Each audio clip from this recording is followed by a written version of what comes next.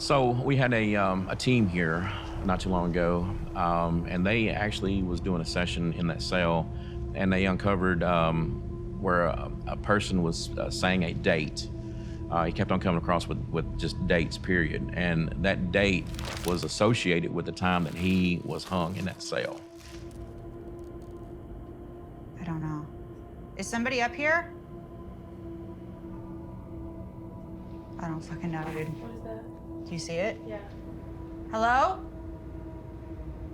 Guys? Yeah. There's a weird shadow situation. What the fuck?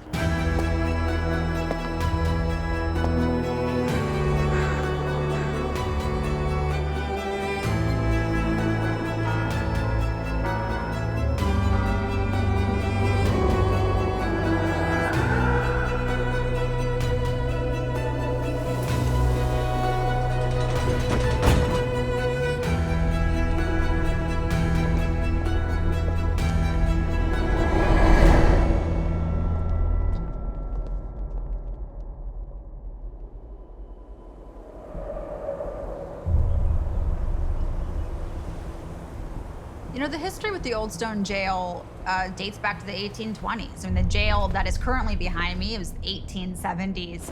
But a lot of the stories that are tragic, like deeply tragic, deeply disturbing, actually happened in the 20th century, not that long ago. People passed in these cells behind us not that long ago. And so yes, you have a very historic place, but we also had people that passed recently and under mysterious, kind of suspicious circumstances.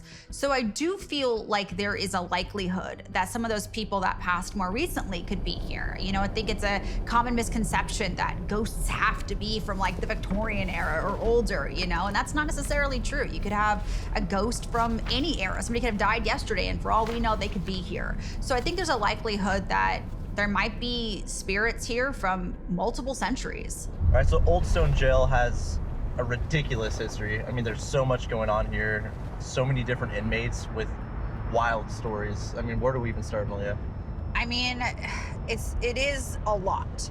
So even when you look at the construction of the jail, it changes from 1820 to 1880, like multiple times. Multiple different structures were built. One or two were burnt down. 1880, you basically get what we're going to go see. You kind of get the main structure of the jail. But it has so many moments in history that are just beyond fascinating. Like, actually, verifiably, during the Civil War, the Union military took over the jail, which is pretty cool. Makes sense. I mean, it's a fortified jail. Makes perfect sense. Absolutely. And it was built that way. It was built to resemble a medieval castle with slits so thin that inmates can't slip through it. Because again, kind of like the Jailer's Inn, people have a habit of trying to escape. But there's a couple really cool cases that I just kind of want to touch on. So there was this really big train robbery that happened at the L&M Railroad, which we've talked about a million times. And it's kind of a really devastating story because it's the King and Owens case. And essentially they robbed this train and the railroad puts out a $10,000 bounty being like, we need to know who these people are, like who robbed our train. The story is that the snitch was possibly King's own brother, Harvey King. Oh. Wow. And when he snitched, he gets shot dead. And his own brother, William King, Captain William King, gets framed for it. And he is held at the jail with Owens. And when it gets time to be executed, he gives a 35-minute speech with the noose around his neck to 4,000 people, basically saying he was framed and nobody ever loved a brother more than he did. So it's this really crazy story. Well, I guess the term snitches get stitches take another turn here. End up in ditches, dog.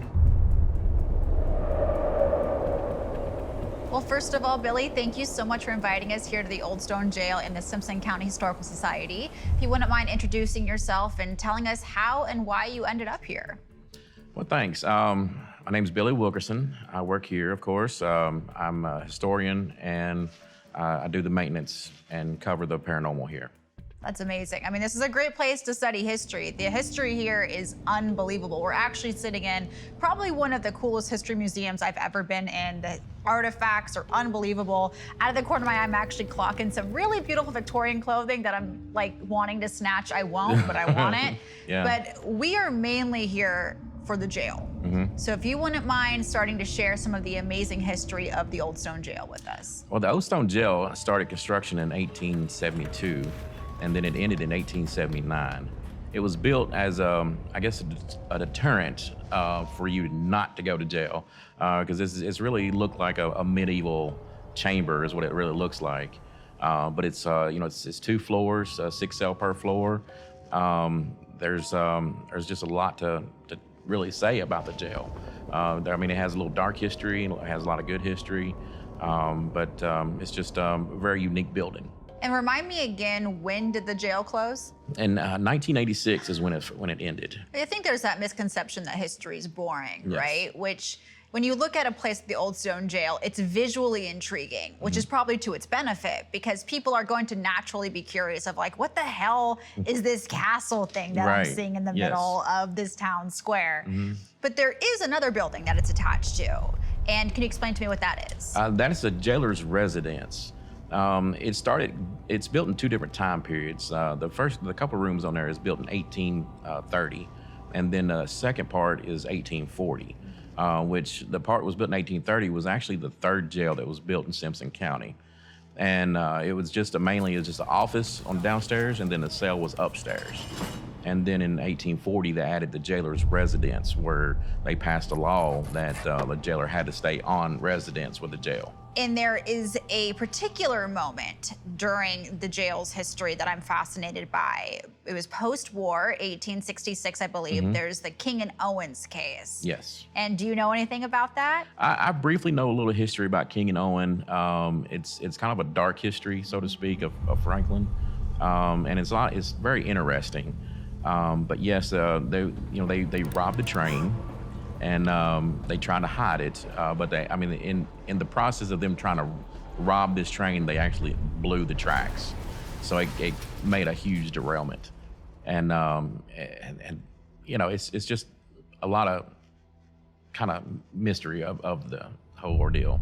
When I was reading up on the case, the thing that really struck me was the railroad that put the bounty out for the people that had robbed the train. And then subsequently, a man was killed who ended up snitching on who it was. And Yes. the story is that it was William King's own brother, and that is what he would later be hung for. Yes. And they were held in that upstairs jail cell? They was held, in that jail cell. That is so fascinating. And you told me earlier that you believe they're still there. They are still there, yes. And what makes you say that? We've came across them, doing some sessions up there, for the paranormal, of course, investigations. But we've came across them several times up there. And had you had like conversations, like EVPs with them? Have you seen them? A lot of EVPs, any type of ghost box sessions or the app sessions, they always come across, and you can ask, was they, I guess, hung, or they'll say yes, and we just ask like basic questions, and they're always replying. And I also have a trigger object, so to speak, and it's a 1860 pistol. And it does, it fires like just blanks, but they're always answering. They like the gun, and they use that type of gun. So we had a team here not too long ago, and they actually was doing a session in that cell, and they uncovered where a person was saying a date. He kept on coming across with just dates, period, and that date was associated with the time that he was hung in that cell. I do have some documents here. I have like how these people has died in the jail. Okay. I have the first one that's ever died in this Old Stone Jail of 1903.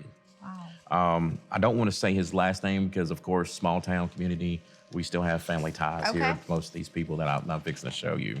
But Mr. William here, you can see, they say he was in for lunacy. Oh, wow. I have a couple ledgers over there from courts And I have one ledger over there that says that you're an idiot.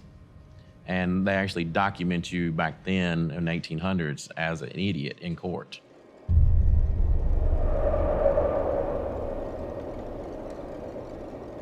I'm Ernie Pack. I'm Denise Pack. We're Pac-Man Paranormal. We have both been investigating for a long, long time. I've been a paranormal investigator of one form or another, probably 25 years or so. Denise? I was born and raised chasing ghosts, basically. My parents were ghost hunters, more or less, and grew up urban legends and chasing them through the woods or wherever they were supposed to be, with my parents dragging me along with them. We got engaged at the Old Stone Jail. And married at the Old Stone Jail. Exactly.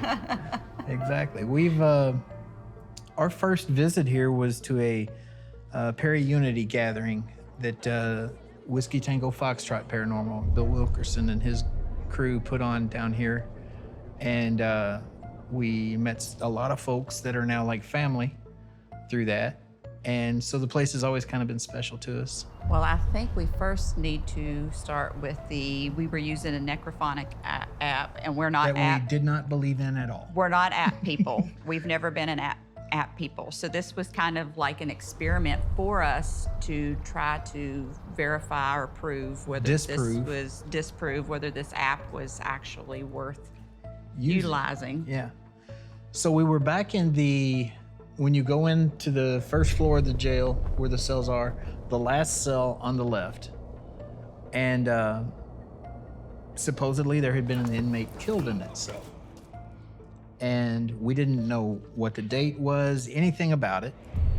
But we were back there experimenting and asking some questions. And I asked, when did this happen? And through the necrophonic, which I've never heard it say anything like this since, but it very clearly, we all heard it say February 8th. As soon as I had asked the question, when did this happen? So I went and I asked Bill, I said, does the date February 8th mean anything? He said, I don't know, let me look. So he went back and started going through the computer and records files that they had here. And about 20 minutes later, Bill came to me like, you got to check this out. And he handed me a newspaper article. It was dated Thursday, February 13th, 1956. And it said, the first sentence was, this past Saturday night. So if you go back from February 13th, that would have been that past Saturday night. Would have been February the 8th. It would have been February 8th, yes. That would have been that Saturday night. And it said an inmate was found shot of an apparent self-inflicted gunshot wound from taking a gun from a deputy. And, you know, it was like, no wow, other way to maybe I explain believe that. in necrophonic. No other way to whether it was explain it. necrophonic or just, you know, some other, you know, divine interference that manipulated the app, whatever it was we perfect. got that date, that exact date. And I mean, we were all blown away by it. The Old Stone Jail is made of limestone, and it's full of energy. It's a conduit. It retains that energy, and yeah, it's very active. We've investigated Old Stone Jail numerous times and have had, you know, something happen every time we've been there. We've had an experience down in one of the jail cells. We were trying out a new app called Necrophonics. As we were using that app, we asked some general questions in there in the jail cell, and we got a date, February the 8th. I think we were all kind of in shock. Excited. Ernie and Denise were there with us, and I think we were all bouncing off the walls at that point. I mean, it was a great investigation. I think that same night, we were upstairs in the children's room doing the It was Estes the method. Estes method. I had the headphones on. Ernie, actually, I think we were doing a duel that night because we had somebody in the Civil War room and I was in the children's room sitting on the floor. And Ernie and Leanne were in the hallway asking questions. One of the questions was, what does Ernie have in his hand? And I think my response was bad, bad. Well, what Ernie had in his hand was a revolver from time period correct revolver. And they didn't ask any questions. He pulled the hammer back. And my response was click, click. Old Stone Jail, awesome place. Great meeting with Billy, talking with him. I mean, I've never seen someone that's in charge of a building have so much love for history, to be honest with you. That's true. One cool thing to start this investigation off is he actually gave us the original keys. And there's no better person to handle these keys than a former jailer himself. Oh, I thought Yeah, no, Kevin, totally. That makes sense. Did you see his like body language change too? He was like, oh, You yeah. got all like stiff. Yes. You grew 2 inches, you're like, it's like Voltron. That is hilarious. Grow 2 inches, I can see over the table now. I mean, there's a lot of stuff going on here, as you guys know. I mean, when you met with Billy, he told you about multiple deaths that took place here, right? Multiple deaths. A guy shot himself here. A guy hung himself here. A guy didn't die in the premises, but his mattress caught fire and he eventually died from those burns. A lot of crazy stuff, you know, and some kind of tragedies. People were pulled out of here very violently and hung on another place. So this place has a violent history for sure. Supposedly, King and Owens are here, even though they, again, weren't hung on site. Apparently, they're up in the Civil War room, and 2 apparitions have been seen up there as well. Really? Yeah. Okay. A little boy who they call, I believe, Robert Jr.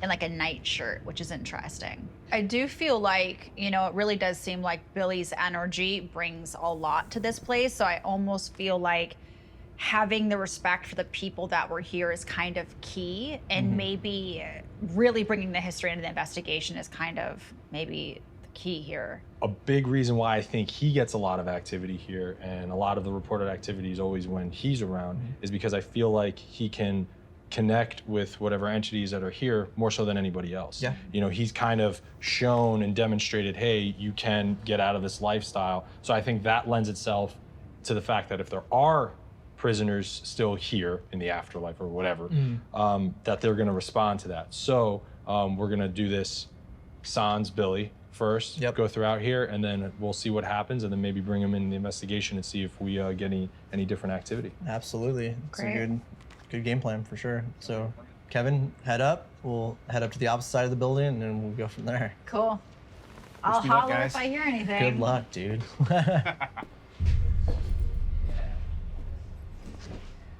So since this is the area that doesn't like women, if you feel anything, hear anything, see anything, speak up.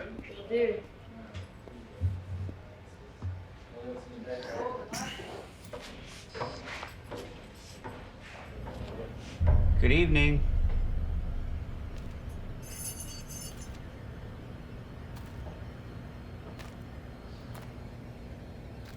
Hello?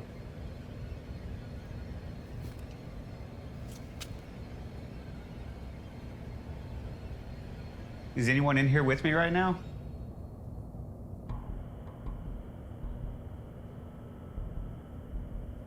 If you can hear me, will you please walk up to me and touch this box that I'm holding in my hand? Right, so right now we are up on the 2nd floor landing. This was like one time the jailer's residence, and this room we're walking into now was an area after the Civil War where they actually kept Confederate sympathizers in this room, and on the walls are actual writings and murals associated with them being kept here. What? Dude, that's me on the wall. It literally looks just like you. Look at that, dude, it looks just like you. Dude. It's solid. Stand next to it. Check this out. Doesn't it look just... What the hell, dude? Dude, I'm a ghost, bro. It's like the others. Mustafa Gatollari, he's been dead for over 150 years. What the hell? This is trippy, man. That is Yo, strange. what if it changes every time different people come here? Okay, this isn't an episode of Night Gallery. Sorry, man. I have the keys to your cell. I used to be a jailer.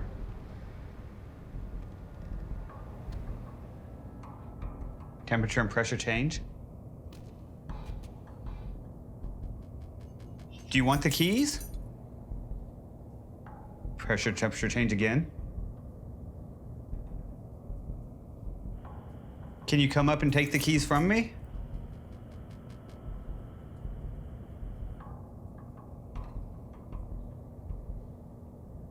All right, if there's anyone in here with us, I'd like to introduce myself. My name is Brandon. This here's Mustafa. We come here with the fullest respect for yourself and this jail, this beautiful old place. Billy has let us in here to investigate and see what's going on. So if you'd like to speak with us, I know a lot of people have been through here trying to communicate with you. We have a couple different devices here. We got a couple egg-shaped devices that can detect your motion if you want to walk by it. We also have an audio device that can hear your voice. And we also have another device here, this orange device, that can let us know if you're here and changing the environment in this room. You know what I'd say? It's really creepy, like looking at these walls and seeing these like inscriptions and the writings on there. It's strange. You don't see that a lot. No. When you think of Civil War, you don't really think of the word graffiti associated with it. Civil War graffiti, Yeah. you know what I mean? Well, I've been to a few places in the past that like historic graffiti's a thing. Yeah? You know what I mean? Yeah. Never seen Civil War graffiti per se, but. If there are any jailers here, anybody who works here, my friend Brandon and I, we come here with the utmost respect. We're just here to document your presence. We'd love to know more about you, history of Franklin County, history of Franklin and this jail. Is it okay that I'm up here with you? If yes, please come up and touch this box I'm holding in my hand.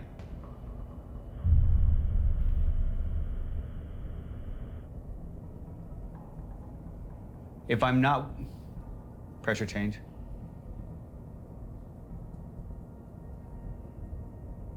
Should I come in this cell that I'm facing into?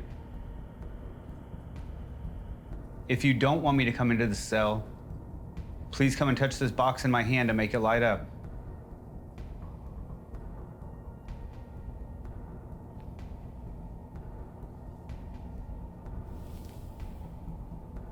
I'm gonna go in anyway. If there's anybody out in the hallway or in the stairwell, could you please join us in this room, follow our voices?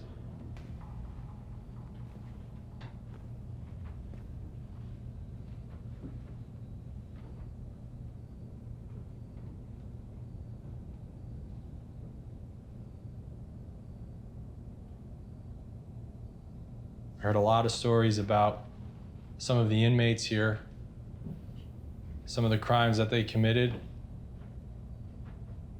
some of them that reportedly they were framed for. Like Captain King and Abram Owens.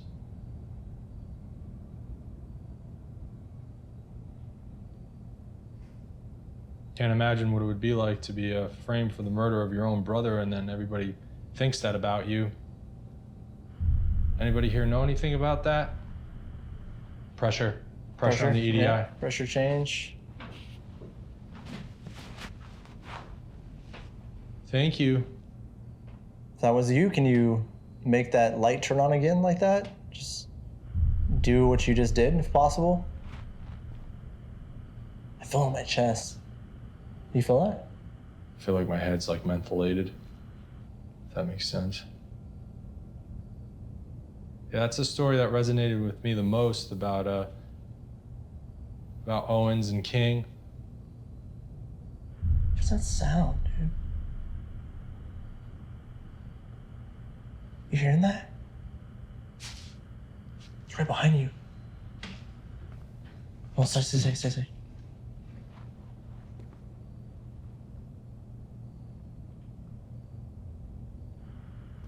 Could you come into this room, please?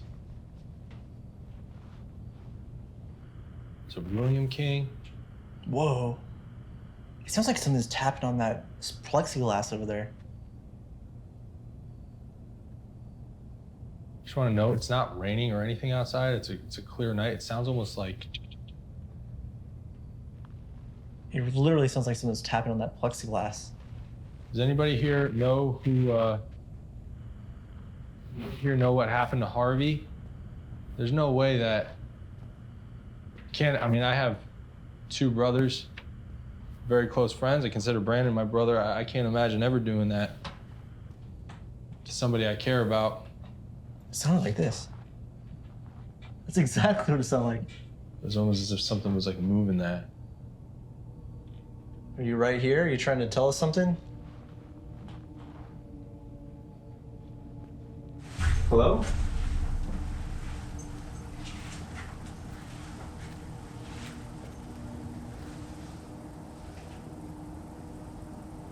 Pressure changes?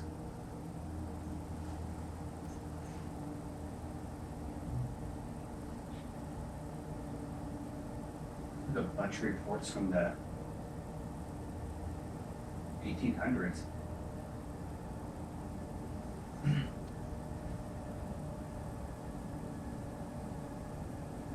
What were you locked up here for? I'm getting pressure changes like crazy. And temperature.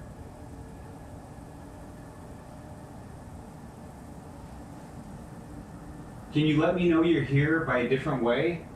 Can you come up and touch me or shake these keys in my hand or knock some of these boxes over or something?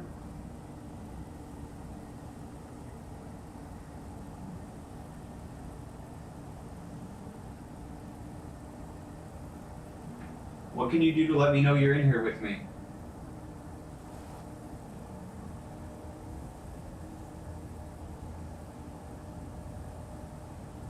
I see that you can work the box now. Is there something else you can do? Pressure changes like crazy in here. And usually based on what we've experienced in the past, anytime there's pressure changes, we usually capture something. Do you see these white egg-shaped devices here? Can you see us? There's a voice over there. Where, in here? Yeah, down in that room over there.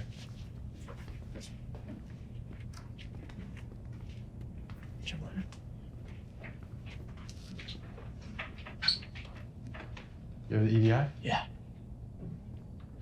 Hello? Was that you? It's really hot in here. Yeah, it's boiling. Nothing coming from here. Whoa, that was behind you. Turn around. Those footsteps behind him, did you hear that? Yeah, that's one of the claims here. Let's see right there. Are you following us? That was loud. It sounded like boot steps almost. I hope we get that voice on your recorder, man.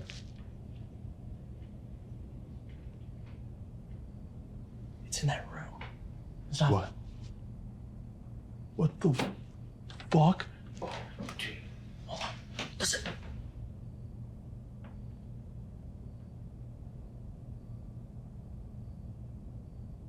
It sounds like full on someone's walking around in there.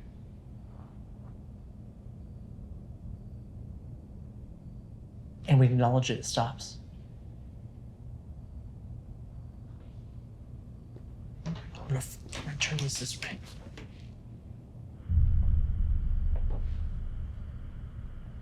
That is so strange.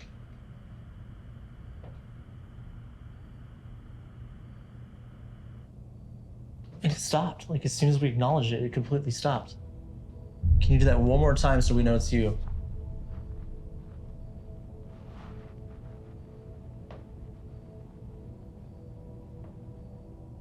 Can you step closer towards our voices? Near this white egg-shaped device on the floor, can you see it? Follow our voices. Right now, Mustafa and I are What the? There's sounds everywhere in here. I cannot explain it either. It's not settling or anything like that. But we're here in the Civil War mural room with the Civil War graffiti on it.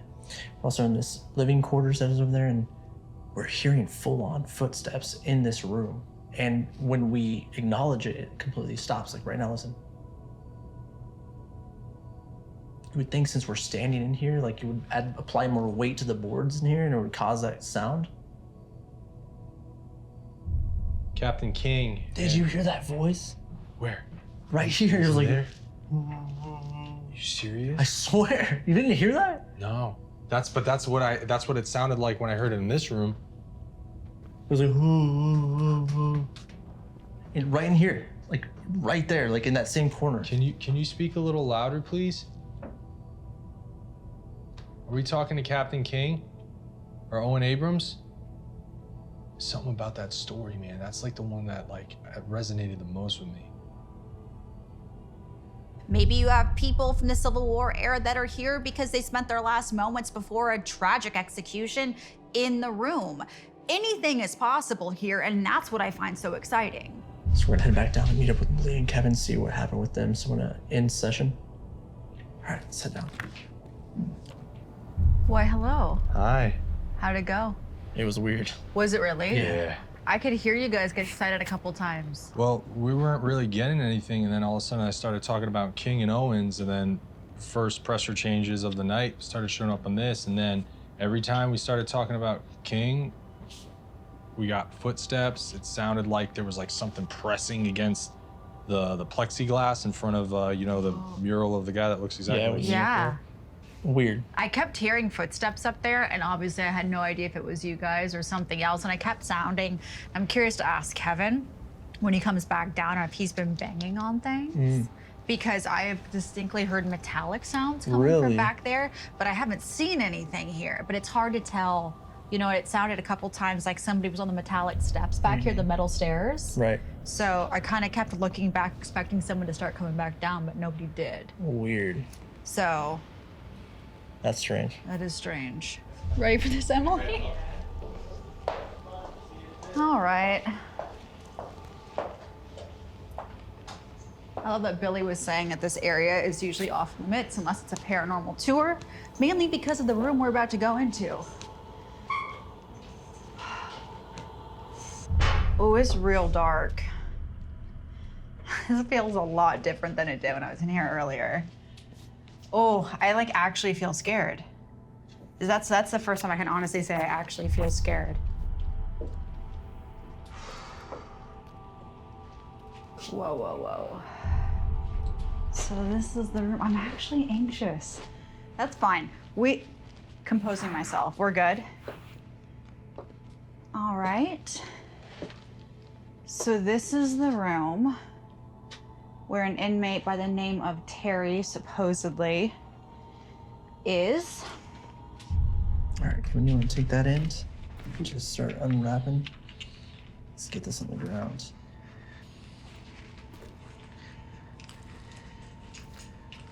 So as you can see right now with this tripwire, it's all the same color going across. So if anything's gonna come in contact with higher EMF, anything of that nature, it's gonna change colors in the exact area. So do you have the EM pump with you? I do. So we have the EM pump that's gonna pump out electromagnetic energy. So we're gonna turn that on real quick. Look at that, see that?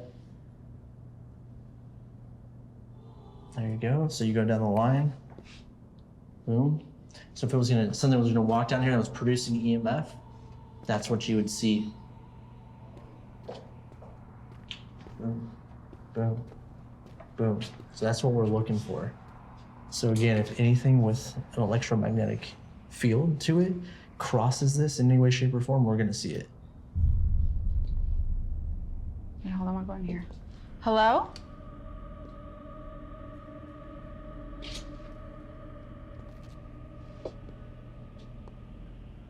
Is there somebody in here that wants to talk with us? Wow, look at all these books. I'm gonna set this right here. Oh, that's interesting. If there's somebody in here that would like to chat with us, all you have to do is get close to this little green box that I have put on that box. This room is amazing. Look at these ledgers. The amount of history that's in here is absolutely incredible. Somebody in here with us? You see that?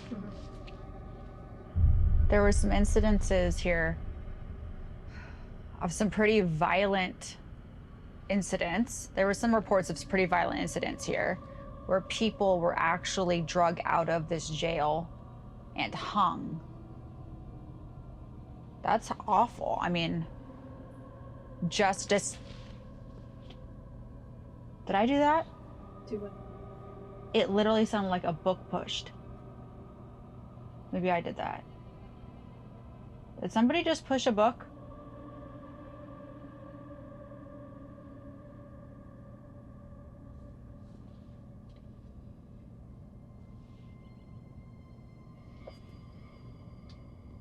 Somebody over here? If you're trying to get my attention, try to move one of the books again. You know, I'm kind of angry. Like, being in a place like this, when you see the inhumanity, it makes you angry.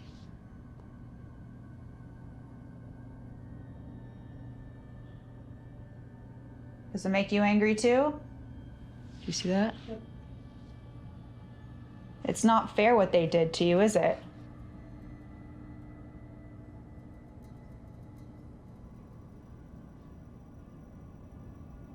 Wow, wow, wow, wow.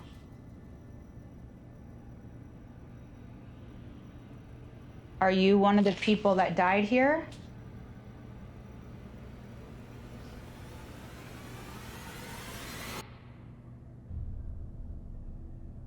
Are you just one of the inmates that was here for a while?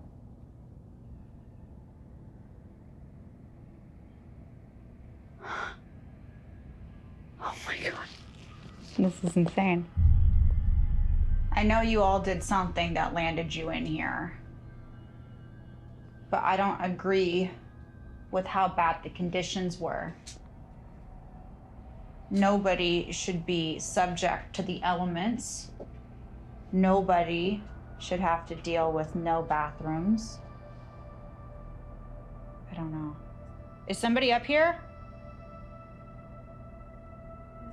I don't fucking know, dude. What is that? Do you see it? Yeah. Hello? Guys? There's a weird shadow situation. What the fuck? Oh my God. Who Holy is that? shit balls. Oh my God. We're Oh my fine. God. We're fine. We're fine. We're Sorry. It's okay. It's totally fine. We're just smoking. I swear to God. I just need 1 second to compose myself. Okay. Okay, great. That's a big relief, actually. It was freaking bizarre. So I felt nothing in the room where Terry supposedly is. No groping, nor anything. I tried to talk to him, just tried to talk about the space. Nothing. Got nothing at all. So we started moving around a little bit, but the cell directly across from him, I felt very drawn to it, and I got my first pressure hit in there, and then it kind of came and went. And then I decided just to set the EDI on the jail cell door and just kind of had a dialogue and was talking about, you know, I'd have been angry if I'd have been in a place like this. The conditions were bad, and everything started popping off, like bad. Like I was talking about how angry I would have been. And then there was a literal dialogue for a little while. Basically an answer when I said, were you a jailer, were you an inmate? Yeah. And it was going off. It was pretty freaking nuts. And then it just went dead. Just went dead. When I tried to ask him about specific people or like when it might have been or like nothing. And you were getting pressure hits? Pressure hits, temperature hits. I mean, like pretty much every light was going off. That's pretty cool. It was crazy. Just the fact like I was having, like even Emily was kind of like, oh, it was a trip. We then test if Billy's presence in the jail will have any effect on activity. Well, you know, I've never been much on orbs. Yeah. And anytime I come across an orb, I always want like the secondary confirmation, like there's something else going on. And I was watching the camera system one night, and I seen this light just kind of dart from the stairway down, and it went around and hit one of those field jackets in the Civil War room, when I Civil War, the military room, and it just stood there. So I went around and started with the K2 meter and started measuring right there at the jacket, and it was spiking all the way up. I'll be honest, I'm not sure if my mind's playing tricks on me or something. My whole left side is like electrified right now. Yeah, it hurts. It's like Like when we were at Conrad Caldwell? Mm-hmm. Feeling pretty comfortable right now. Yeah? Not me. I feel weird, man. You hear that noise? Yeah, you heard that too. I used to work in a jail, so I can talk to you about that experience if you would like. I think with the connection that Billy has with this place and all the love that he's poured into it, I think that whatever entities are here, whether they be inmates, jailers, or whatever, I think that, I think they respect him. And, normally within a jail, you have kind of the, I guess you would call it ring keeper. And, if he looks up to Billy, I think everyone else will as well. If not, they have to answer to him. It is confirmed that there are underground tunnels here at the Old Stone Jail. We are very close to the cave systems here in Kentucky. They could be related. It's very possible. That's something we've been looking into and exploring further. But you also have Billy that's here, a guy that's so passionate about this building and about the history here that it makes you wonder if his energy kind of keeps this place alive in a sense. He speaks softly and carries a big stick. I don't know what that means, but when I look at Billy, I think of that in my head. But what's really, really intriguing about him is that he just wants to tell the actual history of the jail. It doesn't matter how gnarly it gets. It doesn't matter how inconvenient certain parts that are included are. All he wants to do is tell the truth. You know, Kentucky's a weird place, and there's a lot of geographical things here that make it very unique, of course, namely being the cave system, which we're not far from at all. And we know limestone is a retainer of energy, and so much of this building and this space is made of that. So when you add all those things up, I think you kind of have a perfect recipe for activity. Although our personal experiences and the fact that both Kevin and Malia registered pressure changes in the same area were intriguing, we were unable to document any conclusive evidence of paranormal activity at the Old Stone Jail. Other personal experiences all but stopped soon after Billy entered the location.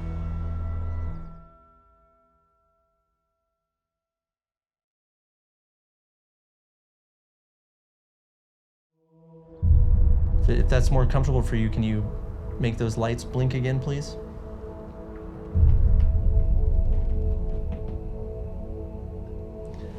Look, and if you notice, this light now is glowing. So it's closer to us now. Yeah. So it's as if she felt like theoretically backed up into a corner and then now she's here. Right there, she just, yep, look at. Well, as I came up and around the steps, I saw an apparition, person, woman walk into Theodosia.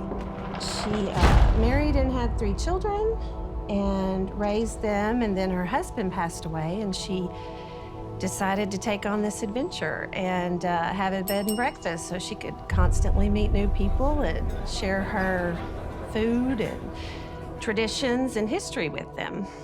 So Brandon and I went up into, sorry, freaking out a little bit.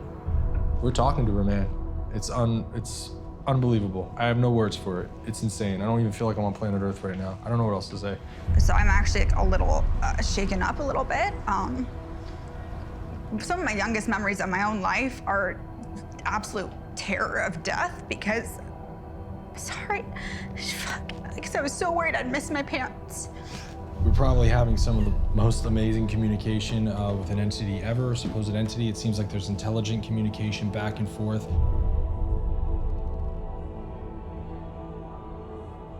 It's such a privilege. Oh. Pressure change. Yeah, it really is such a privilege. EMF on the EDI, dude. It's the first time we got that.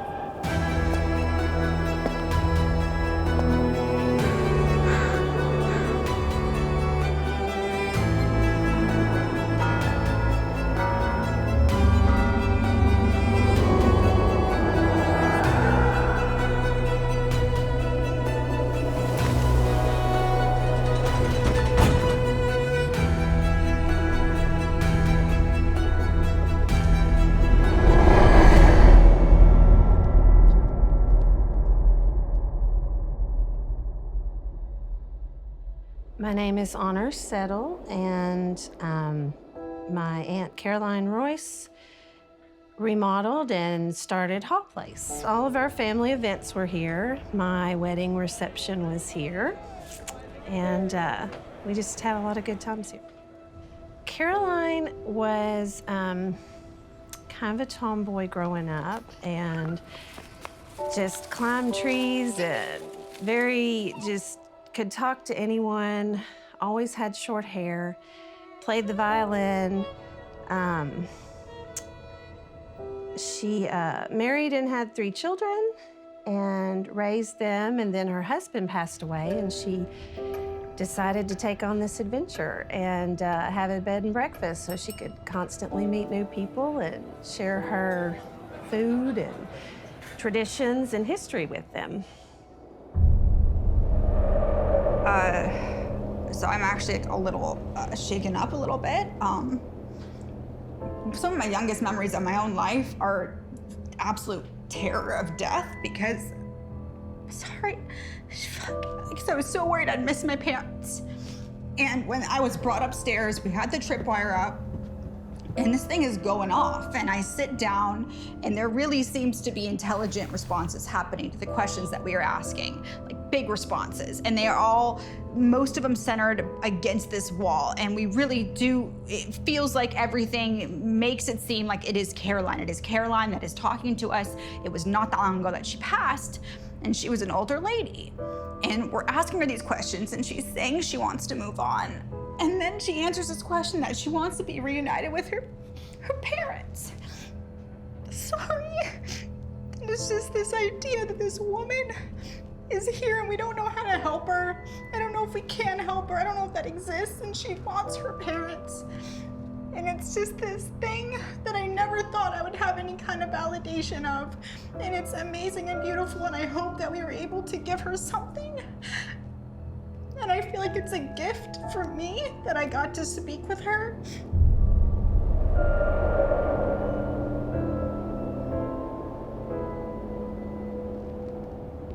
Hall Place is a tiny little place with a ton of history, and to put it quite frank, it is a place that the Barron County Historical Society has a lot of strong feelings towards. So this is gonna be a little bit touchy just because previous owners have told a few stories that the Historical Society and the City Council have been working tirelessly to correct because it's not true.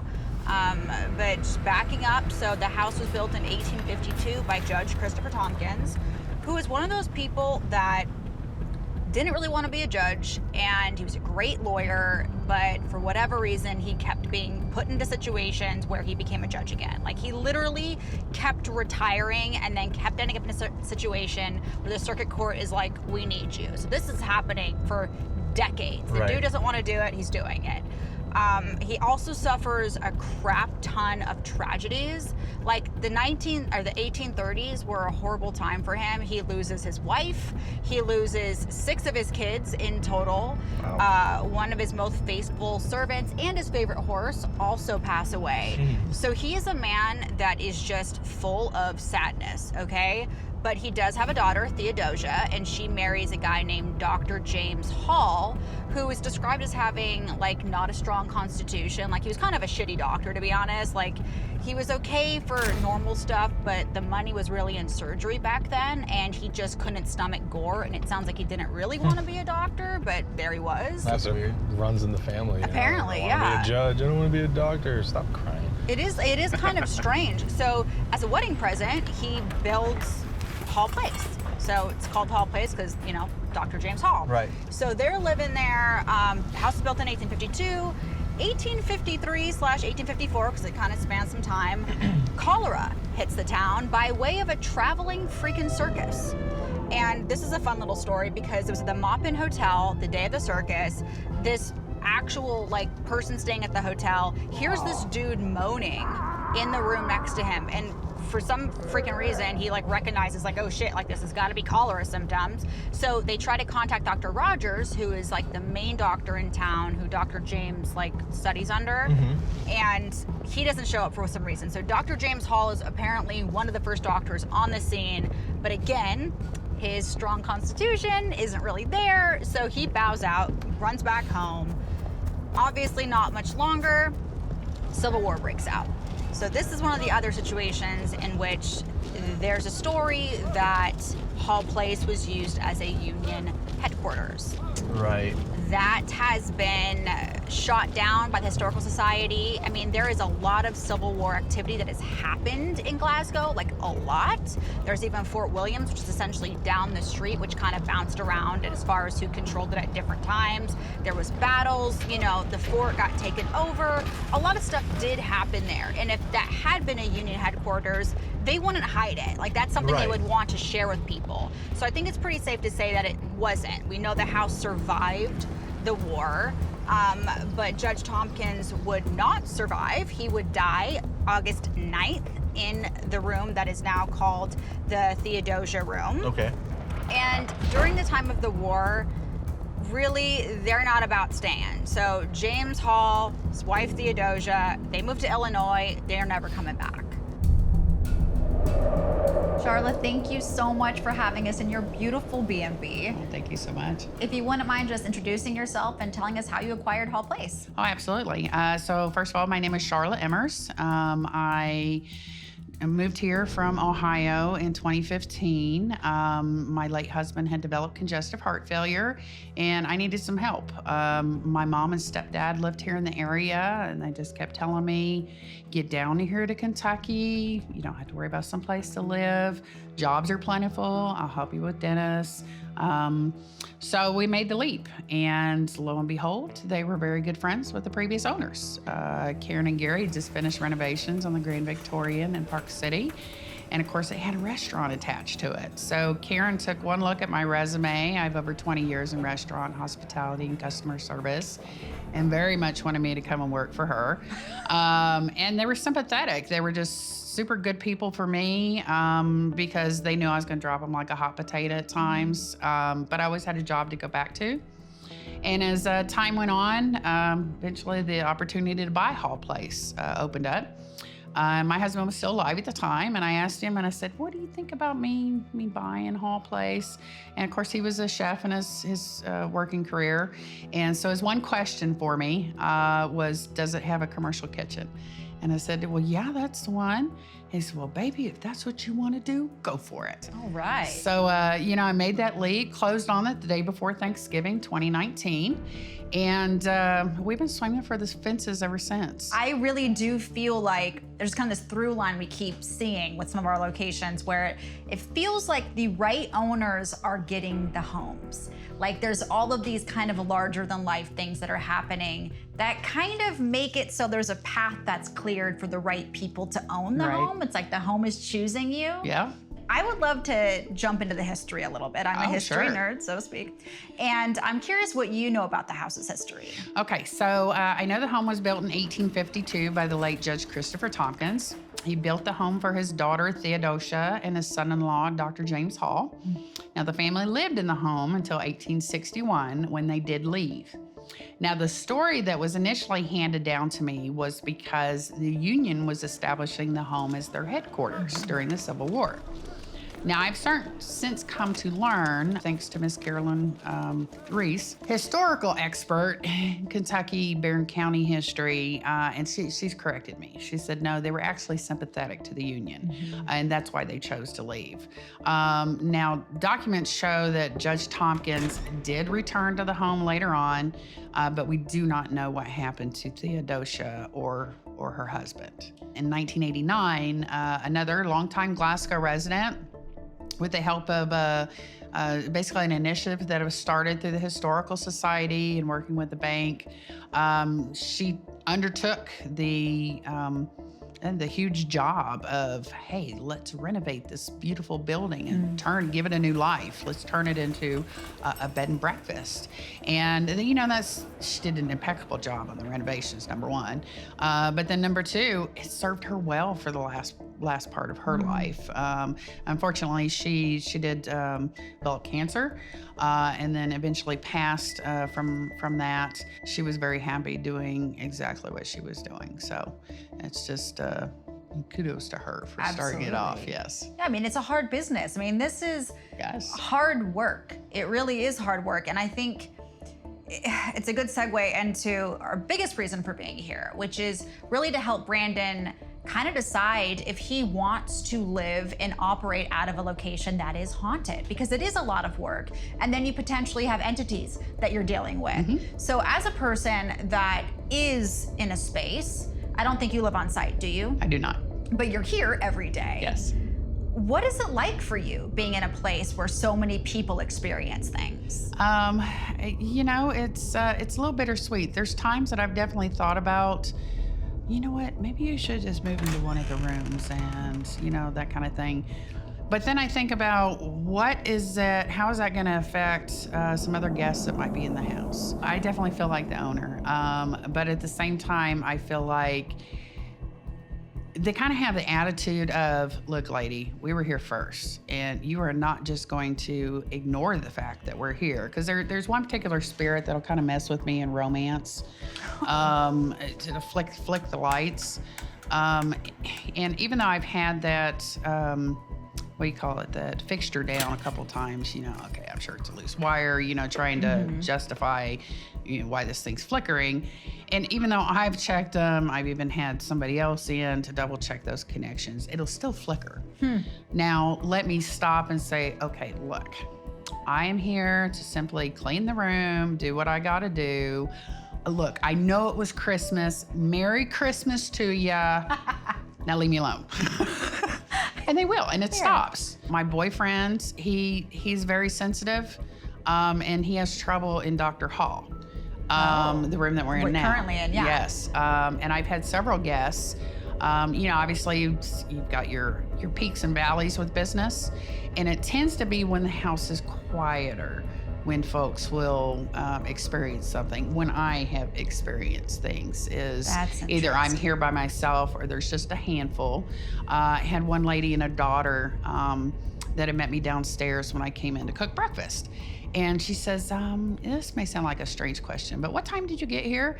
And I said, well, I just walked in the door like maybe 5 or 10 minutes ago. She says, you weren't here at 4:30 in the morning? I said, no.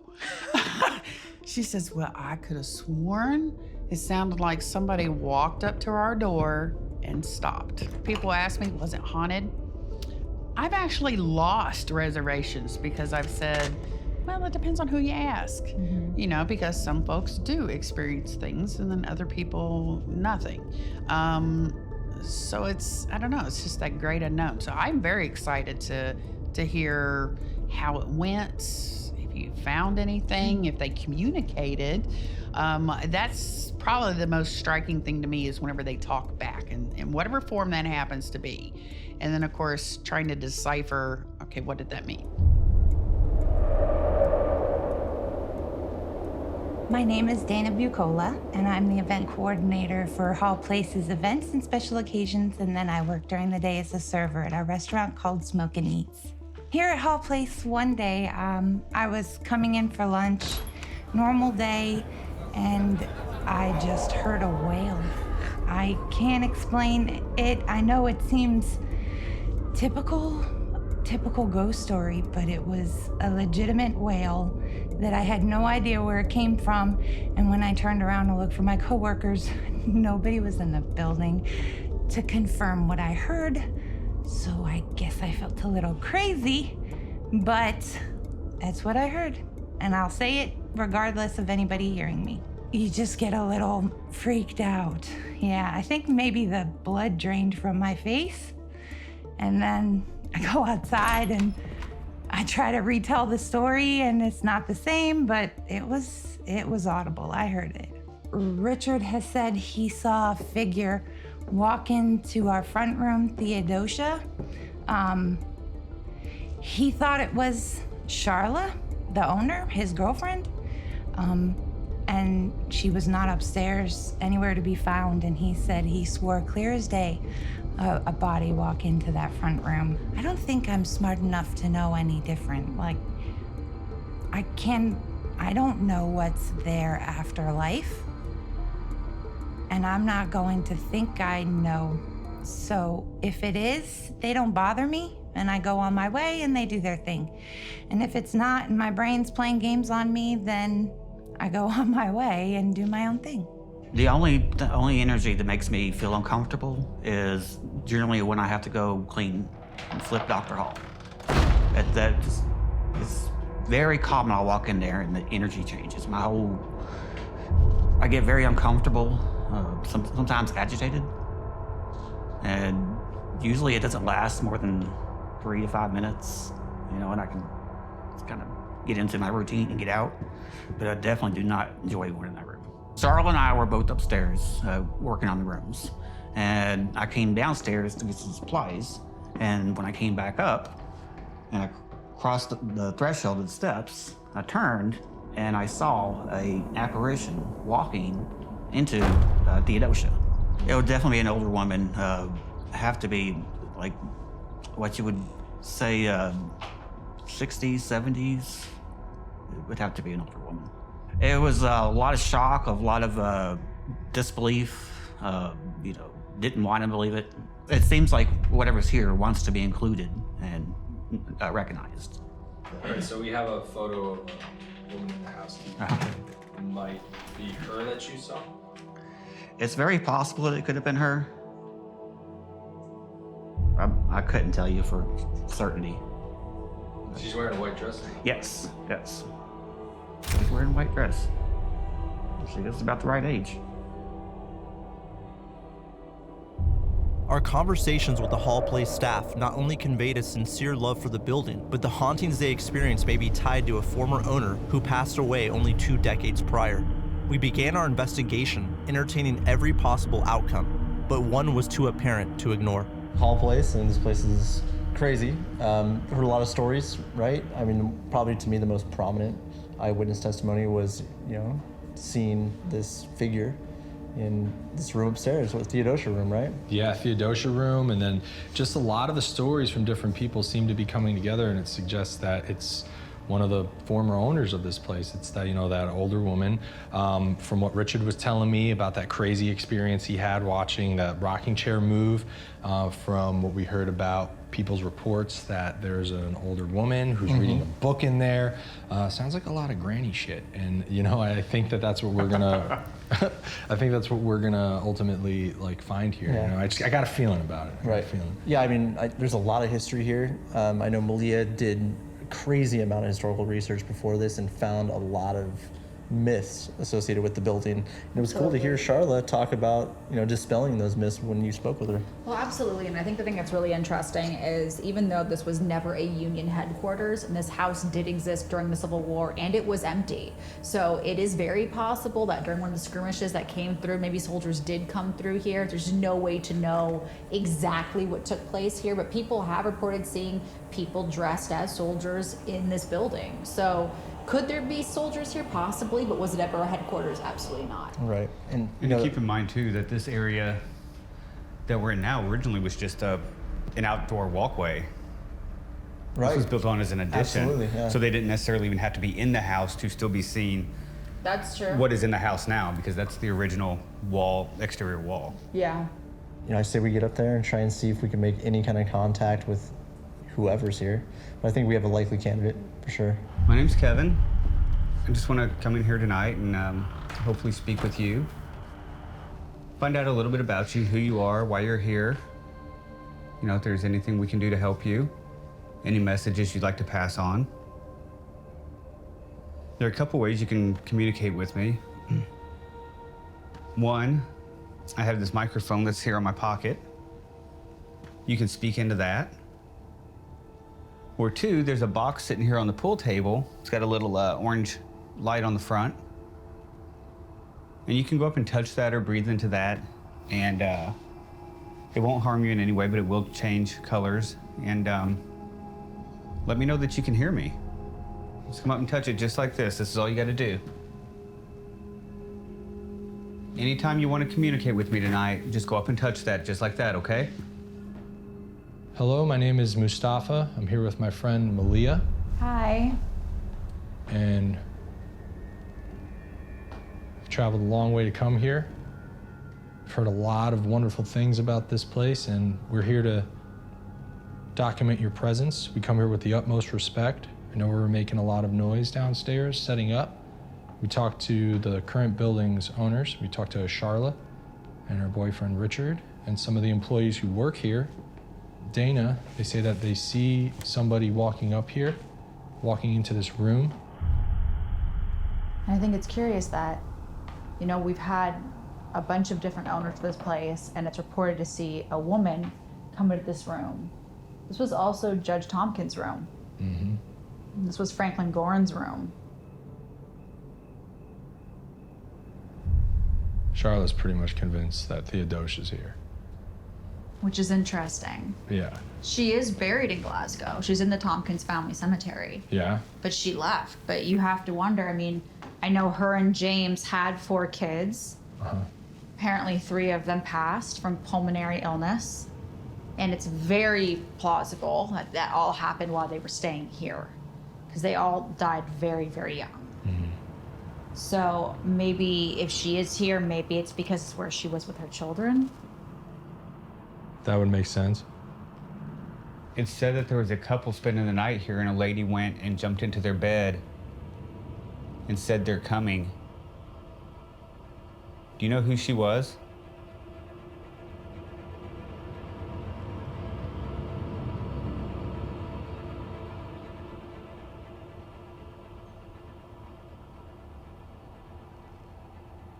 What was she hiding from?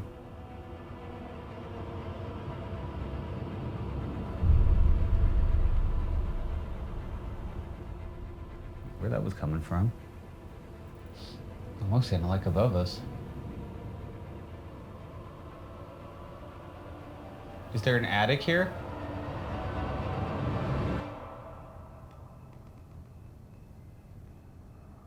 Who's in the attic? Temperature and pressure changes. But I kind of tend to think that the woman that people report saying in the white dress, I think is one of the latest owners. Yeah. Who is really responsible for the majority of this place being how it is. She lived here she resided here for a long time? Yeah, well, she didn't, it wasn't even that long. She Yeah. just fixed the place up, had been vacant. Because the Presbyterian church had owned it and didn't do anything with it. So she comes in and makes it this comfy B&B that it is. And she was known for her amazing cooking. Yeah. And her welcoming. Yeah, people, like the community loved her. Like there's all of these articles about visiting her in Hall Place and her sitting downstairs. And it was just like, this was truly her home. And when you touched the box a while ago, I mentioned something about an attic.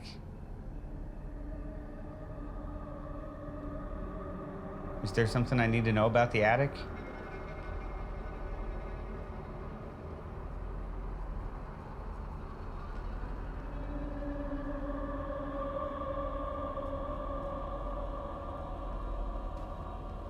If I should go up in the attic, will you make those lights come on? Do you like living here? I'd imagine you are if you're staying here.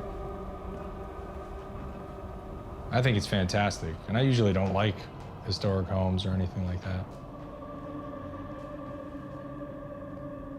I think it's been tastefully done. Yeah, for sure. It's easy to overdo it, you know, but this is tasteful. And you don't feel cluttered. You don't feel like you don't have that kind of like antique store like musk and stuffiness. Like it's very airy. There's a lot of movement. Like I feel like I can walk through this place and not knock anything down. But that's the interesting thing too, is like Charlotte was always talking about, what I liked about her is that she wanted people to feel comfortable here. She said that she didn't live on the property purposely so people could feel comfortable like it's their own home and they could have a good time here or whatever, you know, not feel like, oh, you know, like somebody's always watching me or anything like that. Absolutely. And that it is interesting because she says she felt a little uncomfortable here until she acknowledged to whoever is here, like, hey, I'm here too. I need to clean this room. I need to be in here. You do your thing, I'll do my thing. Who is the lady that has been seen walking around up here?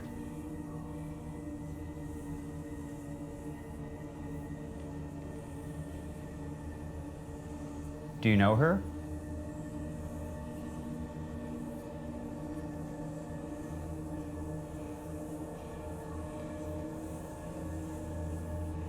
Is she in here with us now? like the time when people were actually like romantic. You had know. vanities. Nobody uses a vanity anymore. What, that's romance using a vanity? No, like sitting down and writing letters, love letters. Man, you can just write an email. No, it's not the same. It's better. No. You get it right away. Yeah, but you can't spray perfume on it. Snapchats can be very romantic. No. You can send a nice little photo attached to it. I absolutely disagree. You can also send a picture in an envelope. How are you gonna send nudes in an envelope? What if the postman gets it? Then you'll have a happy day. What if somebody Well, opens what your about- phone and opens your Snapchat? You have password protection, problem solved. She doesn't think about these things, it's ridiculous. So before I got to this location, a lot of the stories that I was hearing were a little bit more fantastical. You know, noises of crashing through windows, full apparitions that seemed like a human being jumping into bed with people. But when we got here and we started talking with people, that's not stories that the people actually living, operating, and being here every day are hearing.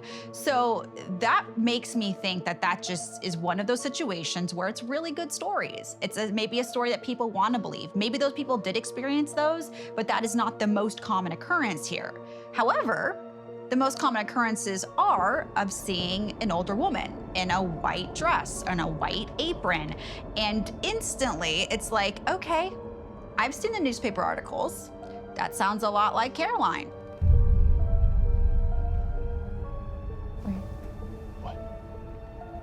You heard something out there? I thought I did. Could you make that noise? When I was just walking. Hold on. Really? I was maybe just it's walking. I thought. Scott. Yeah, I thought I heard like. Pressure, pressure, pressure. Could you do that again, please? Kevin, is that you? Thank you. Thank you so much. Kevin, is that you? I'm gonna sit here for a moment and see if anything stirs up in the Theodosia room that we just left. They said when it's quiet is when things usually happen here. So I'm curious to see, you know, now that our energy is left, if anything comes up on the monitor.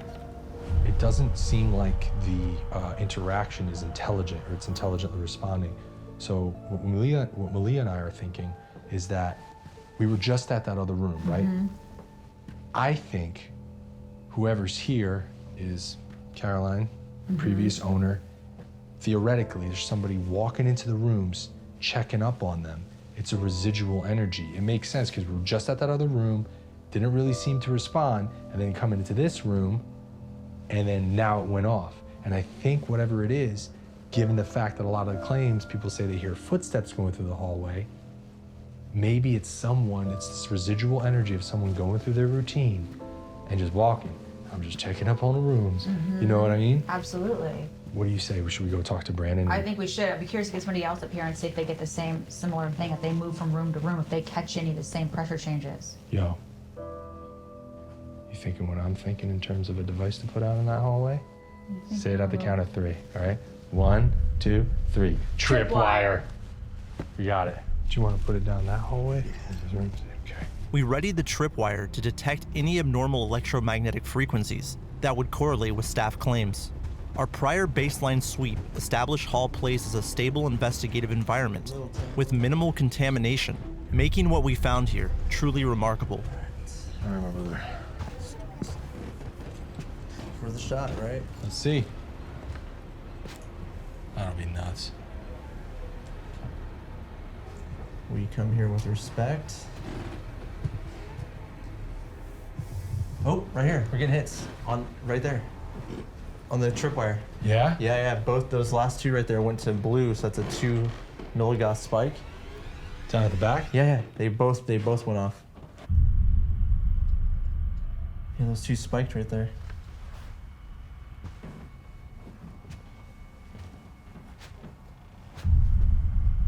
We saw those devices there turn on. Right there, it's going off again. Did you get that, David? Yeah. Yep. That went to green, so that's even higher. Can you do that one more time if that was you? Are you possibly getting off the bed over there?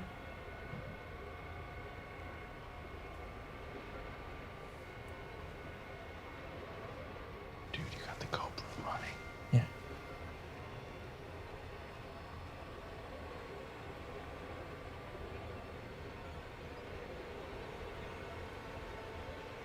That's strange.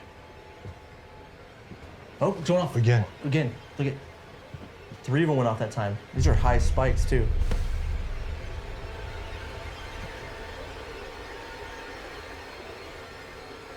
If that was you, can you set that device off again one more time? Just so we know that we're communicating with you.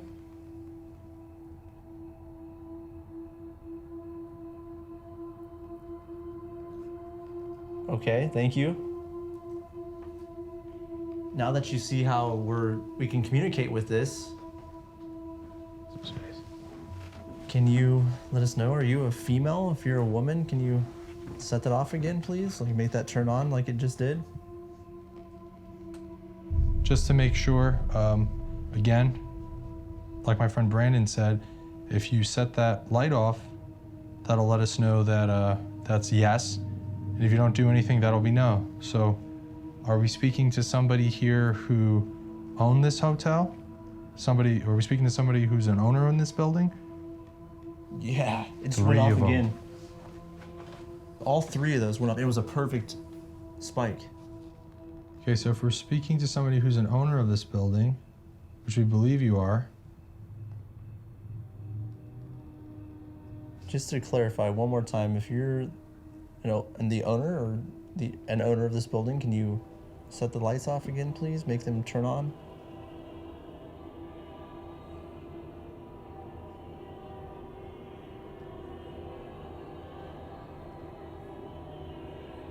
Yes. Okay. Okay, thank you. We know that there's several owners of this building over the years. We're gonna start saying some names. Are we speaking with Carolyn right now? Caroline?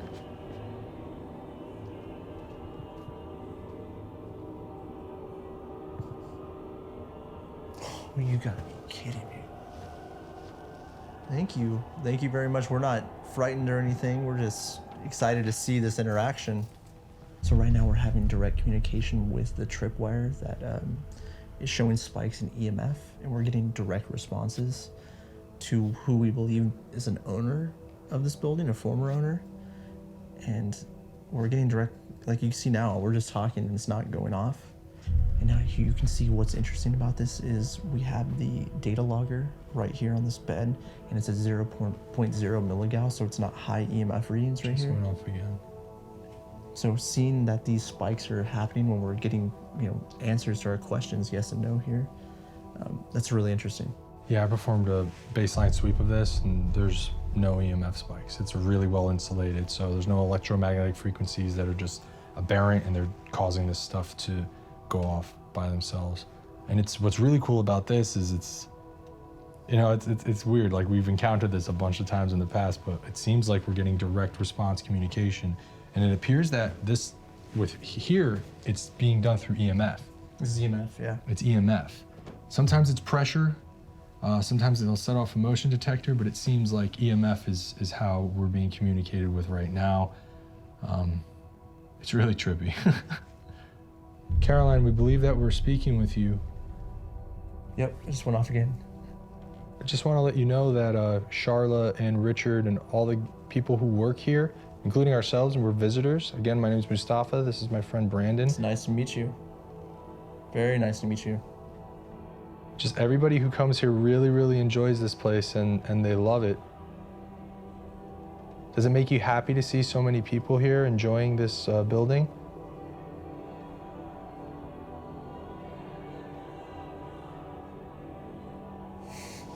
This is wild. This is very rare what's happening right now. I mean, we have no walkie-talkies on us. We have nothing that can set these off in any way, shape, or form. We are having a full-on conversation with Caroline right now. It's full-blown. Like, it's completely established, full-on. I've never had anything like this before. What? I swear. I'm not even kidding. I'm so jealous. Hold on, it's like we are in a controlled situation right now. I have to take this. Yeah, do it. No, this is wild. Like, this is crazy. What room are you in? We're in the, Royce? is that the end of the hall? Yeah. Yeah. The 2-room suite? Yeah, that's where we're at. What happened? Hold on, I'll get back to you on this. This is crazy right now, dude. You can come down if you want. Right now, Mustafa and I are having a full-blown conversation with Caroline. like full blown. We were doing control questions. We were asking. We were getting direct responses through the tripwire. It's like full on conversation. With the tripwire. With the tripwire. Full blown. Are you able to see your ancestors? Are you able to see any of your departed loved ones right now?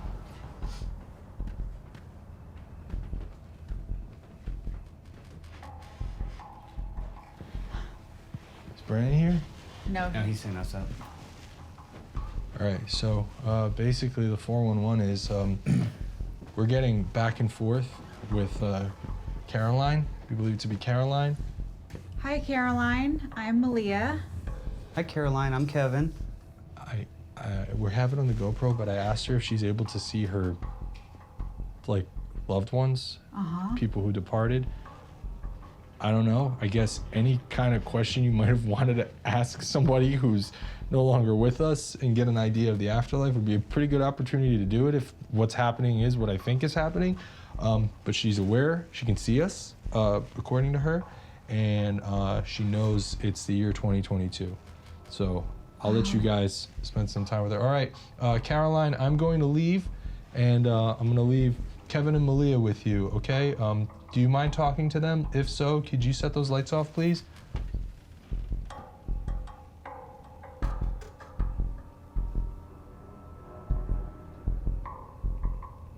Caroline, I'm going to go. Is that all right?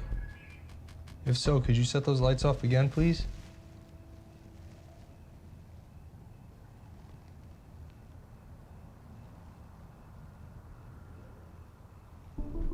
Okay. Well, I'm gonna leave Kevin and Malia with you, and then I'm gonna go. I'll talk to you soon, and if you can show yourself to us, please do that. If you passed here, would you mind making those lights go off again?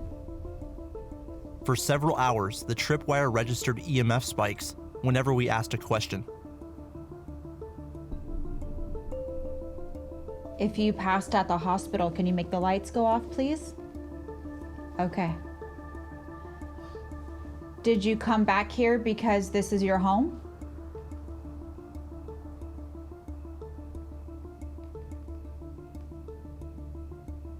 Were you worried that the place wasn't being taken care of?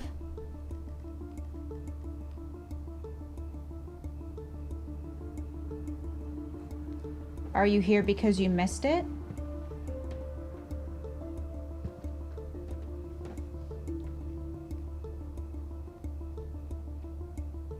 Yeah, I understand that. I miss my home a lot too. Unfortunately, they tore mine down, so I can't go home. But I think it's beautiful that you're able to be here. Does your family ever come and visit you?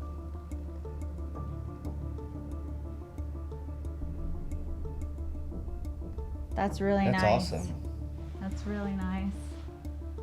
When they do come here, do you try to let them know that you're here? Oh, that's nice. I think I read something about you making really good, I think it was biscuits. Was it good biscuits that you were known for? Yeah. Yep. Man, I wish I could have tried those. I love biscuits. Is there something that we can do to help you leave?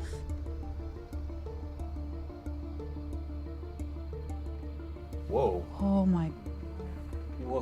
Whoa. Okay. That was red. That was the whole all thing. the way down. Look at my arms. I know, me too. Okay, I have Caroline. chill bumps down like massive. It's almost like a cold breeze just went Yeah. right by us. Is the message that you have going to help you move on? Okay. Okay. I hear you loud and clear, Caroline. We want to do everything we can to help you on whatever journey you need. And I hate to ask this, I hate to ask any extra of you, but we are going to need a little bit more information, and I don't know how to get that information with the lights. So we are going to, if it's possible, we are going to need you to actually say what it is into the recorder that's on the bed so we can hear it and then try to help you move on. Okay. So this is literally the craziest thing in my entire life. We are getting direct responses to questions. I mean, this is getting very deep. It's getting almost existential at this point. Brandon has some people he can talk to help you move on and do that. And I won't stop until, we all find somebody that can help you. If you understand that, trust us, we're gonna do everything that we can.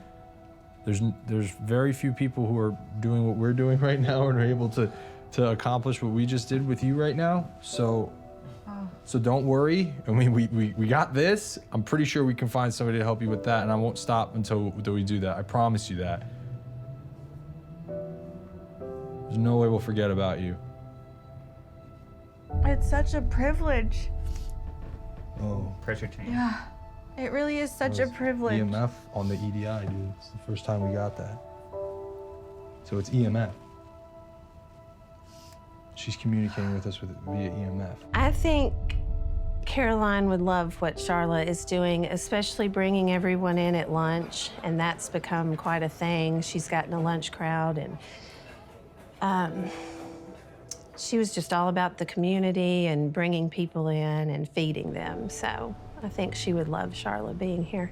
Like the previous owner, Charlotte Emmers came into ownership of Hall Place around the same time she lost her husband. Is carrying this legacy of love and hospitality under similar circumstances literally keeping Caroline's spirit alive? And while we always work empirically, it's hard to deny the otherworldly feeling of investigating Hall Place. It's almost as if time stopped while we were there, forcing us to acknowledge an experience that was personally validating and one that extended beyond simply collecting data. I am a part of something that is the coolest thing ever. And I'm just a kid from Jersey. I feel like fucking 12 years old. It's insane. And we're doing it. So this is awesome. We're talking to her, man. It's unbelievable. I have no words for it. It's insane. I don't even feel like I'm on planet Earth right now. I don't know what else to say. And I feel like it's a gift for me that I got to speak with her. Hall Place is exactly the type of location I'm looking to purchase and exactly the type of place that I would want to spend my time and operate out of. It seems like throughout my investigations that entities communicate with people in different ways. There is no EMF, there is no loose wiring or anything like that. It's definitely a possibility to look into that this is how they communicate. We leave Hall Place with a promise to fulfill and the knowledge that our journey has changed. It's not just about finding a haunted home anymore. Our research strongly suggests that the remarkable people tied to these locations play a massive role in their paranormal claims. What persists after death is a powerful desire to live a big life in spite of countless hardships and setbacks. So to honor the vow we made to Caroline, we will go further out of our comfort zones than we ever have before. And it all begins by returning to Hall Place with a radical new approach that few would ever dare to attempt.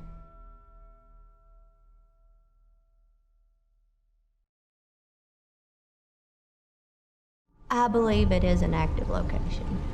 I believe that this building, Bethlehem Academy, has a lot of history, and I do not believe you can have paranormal without history. So with that being said, the many hats that this building has worn definitely is part of the reason why I feel like it is haunted, active, however you'd like to say it.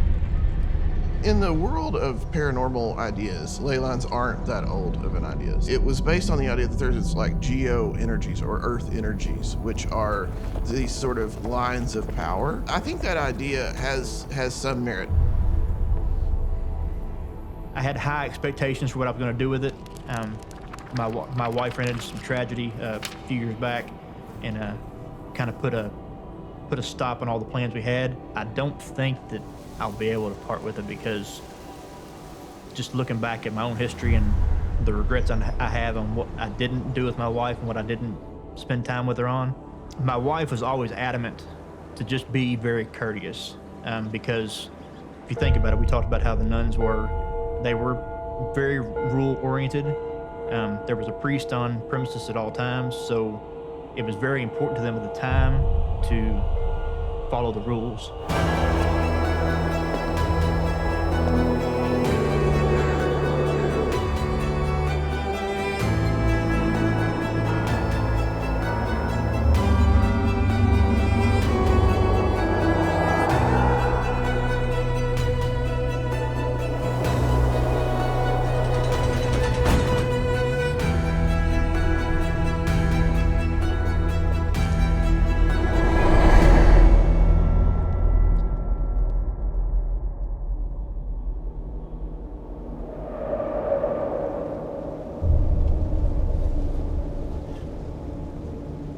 Our journey throughout Kentucky, started with me trying to acquire not only a home, but a paranormal research facility that I'll be conducting year-round research.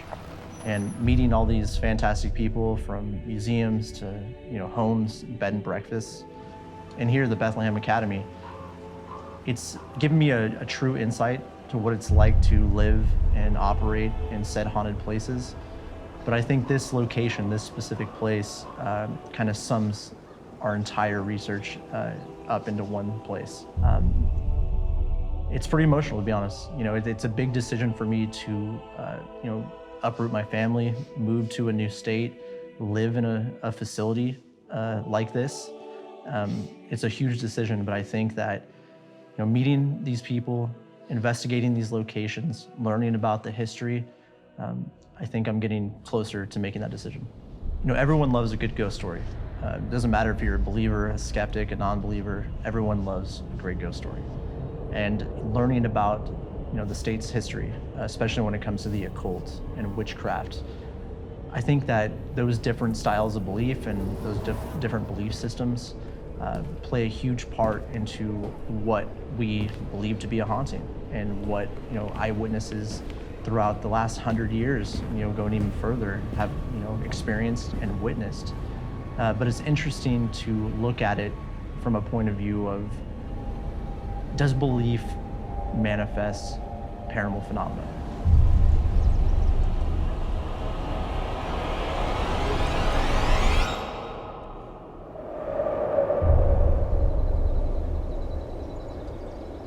Well, first of all, Vincent, thank you so much for inviting us to your abandoned girls' school. I can honestly say this is the first time I've ever been to an abandoned girls' school, so thank you. Happy to have you on, Malia.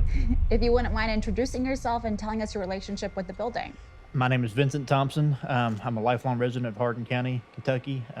Live in a small town called Rineyville, and my family's lived in this area for generations. Had several aunts that attended school here, several great aunts, and I think even some great aunts and some other cousins. So a lot of family history. And then I came upon the auction back in 2014 and decided I was going to take the gamble.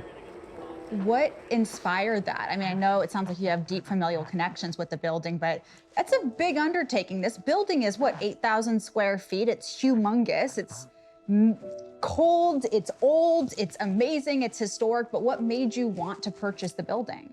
I saw it come up for auction. Like I said, it was posted mid-2014. I actually just bought our house for my family, for my wife, in end of 2013. I wish I'd have held off on that house and waited till for this one because we were just moving into here. But I knew my wife had a lot of passion for paranormal studies and the otherworldly. And so it was kind of a passion project that I passed on for her. But I wasn't going to do it if it hadn't been for the price that I was able to get it at.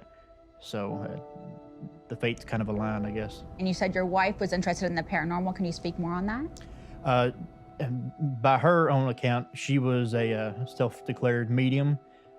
She also dealt with some tarot card reading, and she said she had a very kindred connection with the spirit world, and she found very kindred spirits here at Bethlehem Academy. Did she ever commune with spirits here, and did she ever tell you about those experiences? She did, and she would tell me about them, and if I could go back in time, I would not have given the eye rolls that I gave, given that I'm not a believer. But no, she would share some stuff with me. It gave her a lot of stuff to focus on, especially when she started having her health problems around 2015. Now, we are a paranormal show, and so of course, we're always curious if people have died on the property. I can imagine, given those illnesses and the fact this is a working farm, there had to have been some people that have died on the property. Do you know of any? I was able to confirm 2 definite deaths, but you have to take into account that they had children, and up until the early 1900s, children passed away pretty regularly, along with women in childbirth. So there was a cemetery on site that when they closed the school in the 50s, they moved it to Loretto, Kentucky. And there's just one simple plaque recognizing all the people in the cemetery. But the 2 that I was able to confirm was there was a nun, and of course they used oxen to pull their plows.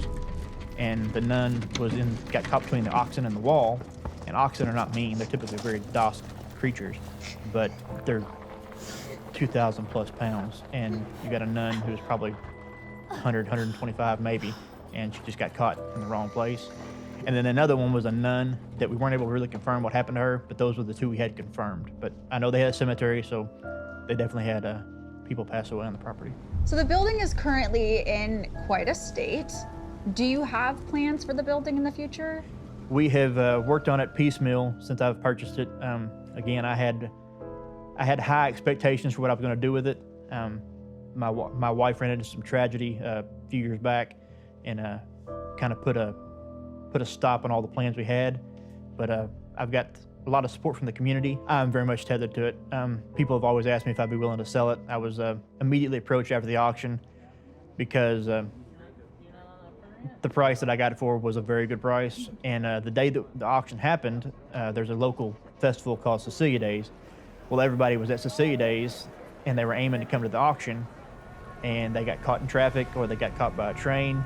And they got here, and the auctions typically last, I don't know, an hour or so. This auction, I think, was over in 10 minutes. And by the time they got here thinking it would be going on and people would still be bidding on it, I was already signing the paperwork. People asked me what I was going to do with it once she passed away. I don't think that I'll be able to part with it because just looking back at my own history and the regrets I have on what I didn't do with my wife and what I didn't spend time with her on, we had a lot of time here together, and I won't rule out that there's a dollar amount that might buy it from me, but it's probably going to be much more significant than maybe the property is worth because there's definitely a connection here. Do you feel that you see your wife in this house? I've started telling everybody that the only ghost I ever see in this place is hers, because when I go through here, I just remember the tours we gave and the conversations we had and the picture we took on the front porch and seeing my daughter playing on the outside, that kind of stuff.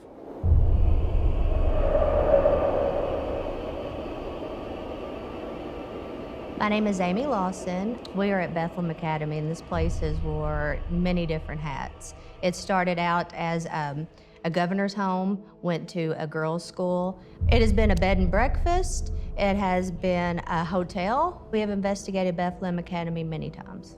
We've had a door in this room has come open. I was leaning down to actually touch the REM pod. The door kind of opened up toward me. It was able to open on cue. I believe it is an active location. I believe that this building, Bethlehem Academy, has a lot of history, and I do not believe you can have paranormal without history. So with that being said, the many hats that this building has worn definitely is part of the reason why I feel like it is haunted, active, however you'd like to say it. Bethlehem Academy has a piece of my heart. I mean, it honestly does. And anything I can do to help this place, I'll go out of my way to do it anytime. After about the second visit here, something in me changed. I'm really not sure what happened, but I feel connected to this place in a way. I was in the attic, and I had an experience up there that it really changed the way I looked at things. They said flashlight, like plain as day when I had my flashlight pointed in the corner. It said a full name, and I mean, I was in shock. At one point, I was in the library and I pointed at a book and I said, "Can you tell me what the name of this book is?" And it read the name of the book to me. I knew when I stepped inside that I was meant to come here. That's what it felt like to me. Now, I know that's speculation, but that's how it feels to me. Like, I have no evidence to back that up, that I was meant to be here. But I feel at home here. I can't explain it. This is my favorite place in the state of Kentucky, without a doubt. I can't think of any other place I would rather be. It's always led me to believe that either this place is haunted with active spirits, or it's a very powerful residual energy that's in here that comes about at the right time.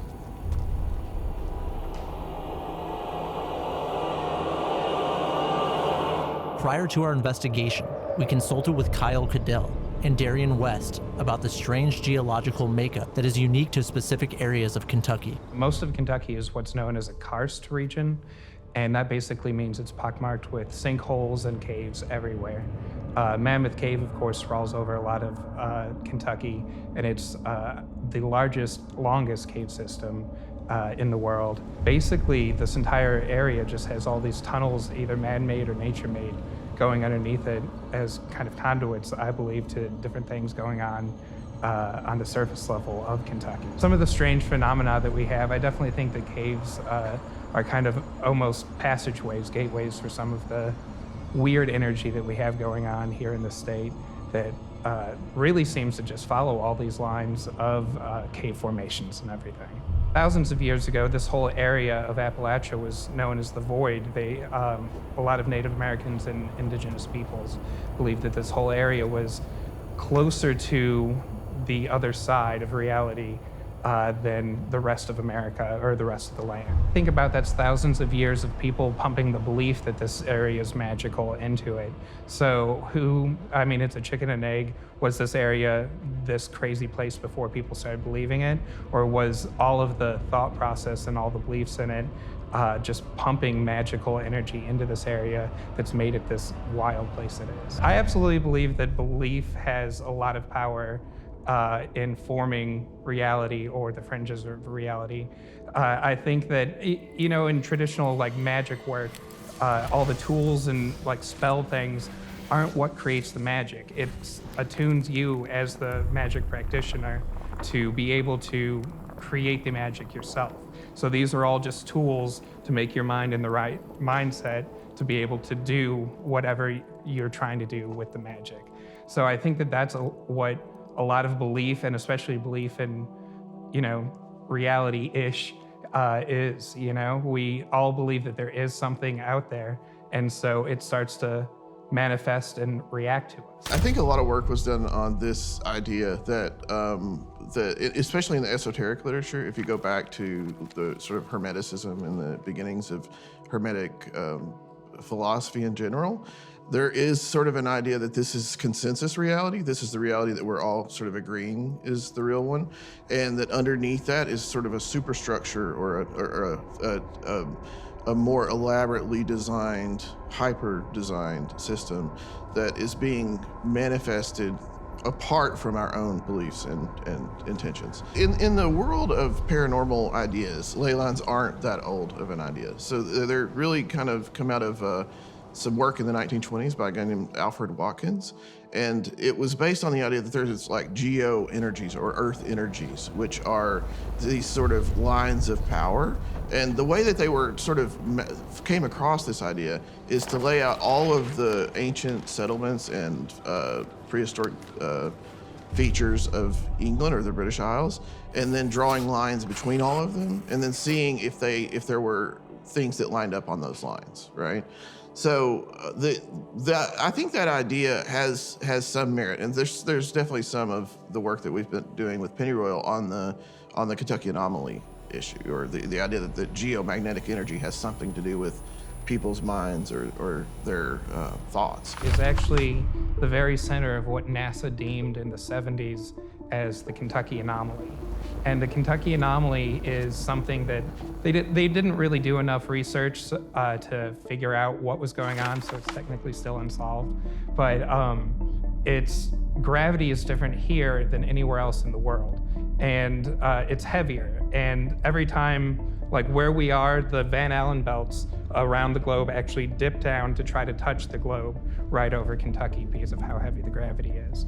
And there's a lot of different ideas why this is. There's only one other area in the globe in Russia where it's kind of gravity is similar as to here, but it's not as pronounced as an effect.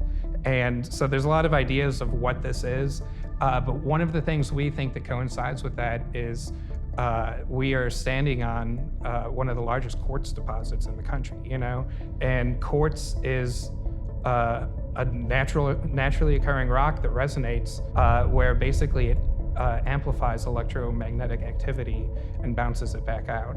And we know that electromagnetic activity is one of the things we look for in ghost investigation and any sort of paranormal investigation.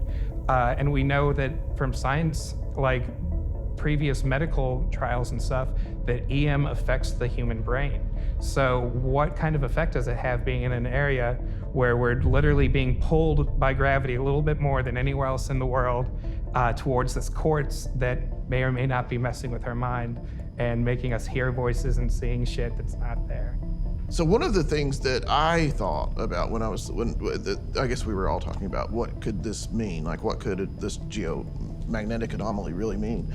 And so I thought that it would have a lot to do with some sort of psychological angle. There has to be some sort of correlation between these electromagnetic fluctuations, whether it's through the piezoelectric effect or something like that, that there has to be some effect on the local culture, you know?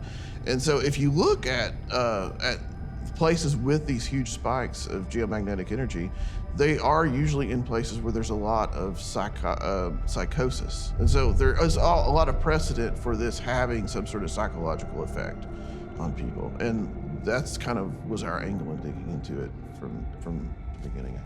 Which is not exclusively an us idea. Like if you look, we are one of the largest geomagnetic spikes if you look at the map of Kentucky of it, or of the United States, but two of the other ones are Sedona and Cassadaga in Florida, the psychic retreat, psychic capital of the world in Cassadaga. And so it's not just a new idea that we've discovered, it's something that maybe hasn't completely been like explained, but has been picked up by people forever, you know, for hundreds of years, you know? We're about to conduct one of the biggest experiments I've ever conducted in my 17 years of research. Not only are we going to combine some of this new tech that Kyle and Darren are using, but we're going to test the paranormal photon theory. There's always a really, big emotional element to investigating the paranormal. And one thing Mustafa and I talk about a lot is the possibility of pseudo-hauntings, thought form manifestations, things of that nature. Does belief manifest phenomena? And I think that this experiment that we're about to conduct is the perfect, not only theory, but the perfect experiment to try and test those theories. All right, Darren and Kyle, thanks so much for joining us on this, man. This has been something I've been looking forward to since we started talking about this project, and really excited to see how this works out. And again, if you can explain to us exactly what this is doing and what the purpose will be for this experiment. Right, so what we're doing is measuring the local entropy. It's measuring it specific to the device, but with the idea that the local environment, there would be distortions in randomness, or entropy is the measurement of randomness. So what we've done is we're using the Shannon's method of measuring entropy, which is the guy that created information science. And it is taking and measuring tons of points, but it's averaging out the last 25 measurements. And then that is forming this sort of, if you can think of it like the weather patterns of entropy, that's kind of what that's doing. If you just measured it per measurement, it's a very up and down thing. So we're just measuring what it does. And then that measurement, when it passes a threshold, it turns on this outlet right here. And it will make that light turn on and off when I plug it into that. So here we're running the EMCCD camera, and what we're doing, and we've been doing this for a few years now, Mustafa and I, is we're testing what we call the paranormal photon theory, right? So working with Dr. Clore and other scientific consultants, they suggested that photons may be the mechanics behind what we perceive to be ghosts. So what we've noticed in our research is that in said haunted locations, photons are showing up in conjunction with pressure changes. And we're starting to see it, there's a change right there. But we're starting to see that pattern and that correlation. So running this with this, random generator, can this possibly predict an event? So if this, predicts something, right, and changes, I hope maybe in some way we can capture a photon event. So yeah, I'm hoping that they can correlate in some way. So I mean, we've been talking about this for a while now, and having you guys here with this amazing device that you're using, I think this is kind of building up to everything we've been looking for here in Kentucky, and hopefully this theory will provide to be fruitful. Yeah, absolutely. This is our first big field test with this device, so we're really excited to see what exactly is going to happen and what kind of evidence we can get with it. So currently the light is on because we're above that threshold, and when it goes below the threshold, and it's in the Paralabs research, the Getting right? changes Oh, here. wow. Yeah. Oh, see that photon event that happened right there? A really quick. Oh. Oh, that's Oh, true. that went off. There we go. That's interesting. So, yeah, because so when we weren't all collectively observing this. There it is again. I was upstairs by myself watching this, and then we have this recorded as well. It was in there for about, I would say, 45 minutes. It's almost about 45 minutes. No changes. Right there, Oh, see the there photon? was. Photon event. There Yeah. In conjunction. Yeah. That's the first one I've seen. That's awesome. So it's like we're testing this, this now the idea environment's changing? that belief can manifest activity and stuff from happening. We're not talking about it. We're not looking at it. Nothing's going on. Then we start talking about it, and now it's happening. Yeah. So we were having the environmental changes there. It was pressure, temperature changes as well. Then you saw that photon event take place at the same time as. Yeah. That's exactly what we're going for. Photon event, right there. Oh yeah. So I wonder about those patterns where it's like. Yeah. It's like Almost a response. Yeah. Let's maybe just there we Very go. full. Some more. There's some more changes here. And what's great is we're recording the data internally on the EDI Plus, so we can go back and correlate that. Oh, nice, so, nice. but I think it was really interesting that we had this environmental change, then we had this device going off, and then you saw that photon event there. And what's really cool is the reason why we situated the EDI Plus and the EMCCD camera in this particular stairway is because almost every single location, I'd say half of all the locations we've cumulatively investigated, there's always a claim of a woman in white walking down a stairwell. It's like classic ghost shit. It changes again. Oh, there it is. Oh. And right yet again, Yeah. it's almost perfectly on time. That's really strange. But the big question is, why are these photon events, showing up in these said haunted locations? Like, is it something that's completely natural that we just don't understand in science at this moment, or is it possibly related to what we believe to be haunted? Yeah, absolutely. Yeah, because is this what's causing the haunting or perception of hauntings, or is whatever's happening in a haunting causing this kind of events, like changing real world science? Right, exactly. Mustafa, do you want to go into that room and maybe try and get a dialogue going and see if we can get anything going? So there's the control camera in there that'll be able to see you. Okay. And we'll monitor from here. All right. Sound good? Yeah. So I think the idea here, or one of the theories that we're testing is, like you were talking about earlier, belief manifesting, phenomena. Yeah.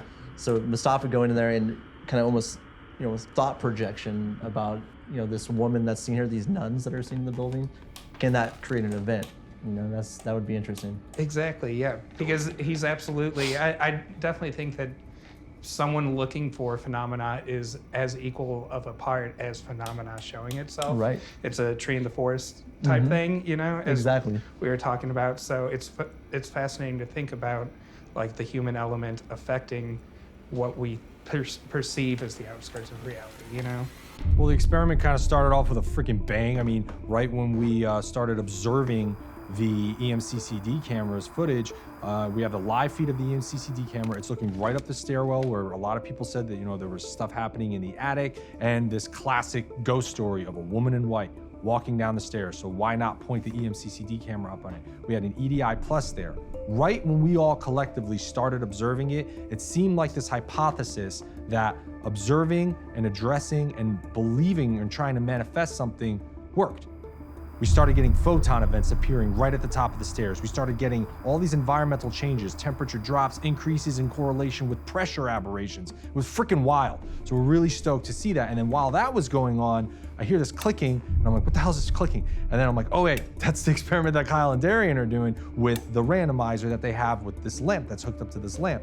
What was really cool is that, the lamp would turn on and off, and that kind of seemed like, all right, that was normal. It's calibrating, or I don't know how to explain this, I'm not a scientist, but what I do know is that every time there was a syncopantic rhythm, like pop, pop, pop, pop, pop, where there would be almost like a rhythm of the light turning on and off, that same rhythm was always in correlation with photon events. Yeah, I'm interested to see what happens bringing you into the investigation and see if you make a connection with these girls. Yep.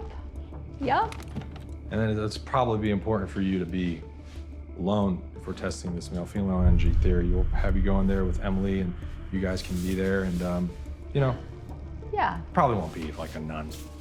with Yeah, jagged teeth. probably. Probably. And at least not one that you'll see. We'll see it from Nerve Center, but Oh, cool. Yeah, just be sure to tell me to run. I know you're on your own.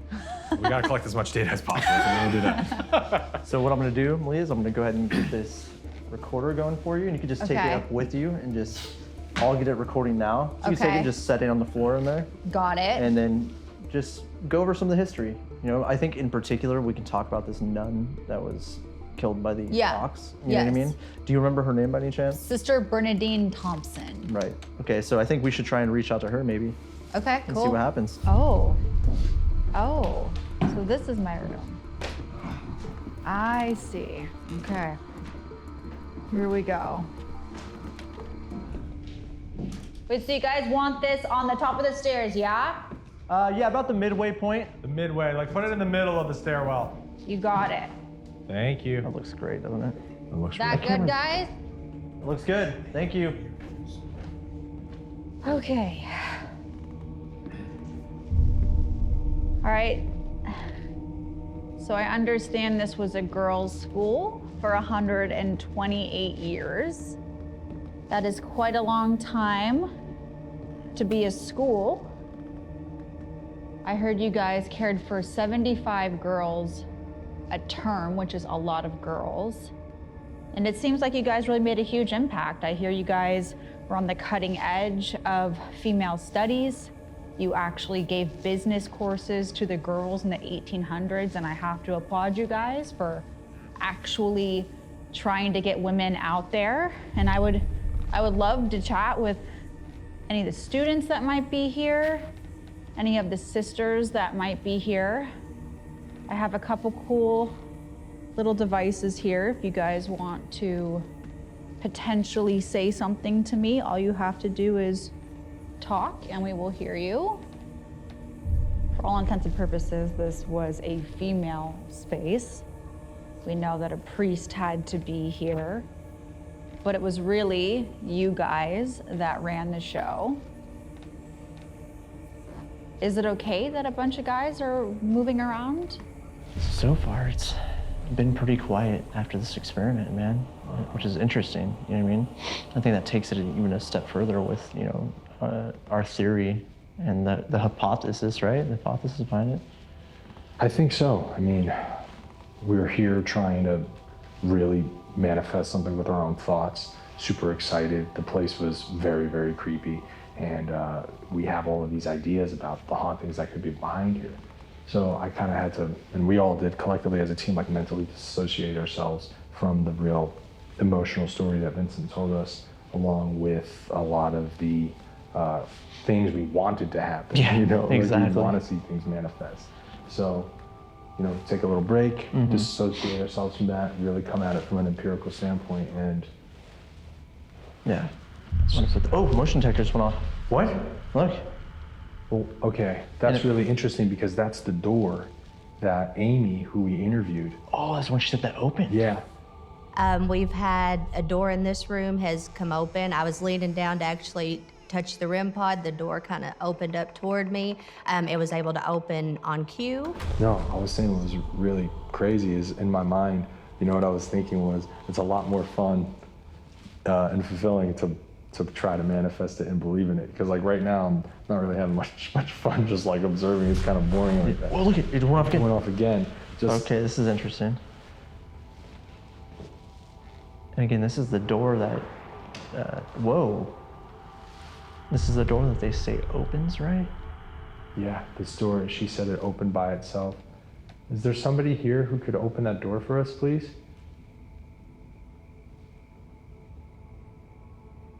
If you're here, can you set off that blue light again? Make that turn on? It went off twice. If you can turn that on one more time, that'd be fantastic. That would let us know that you're here with us. Man, this place is in pretty bad condition, huh?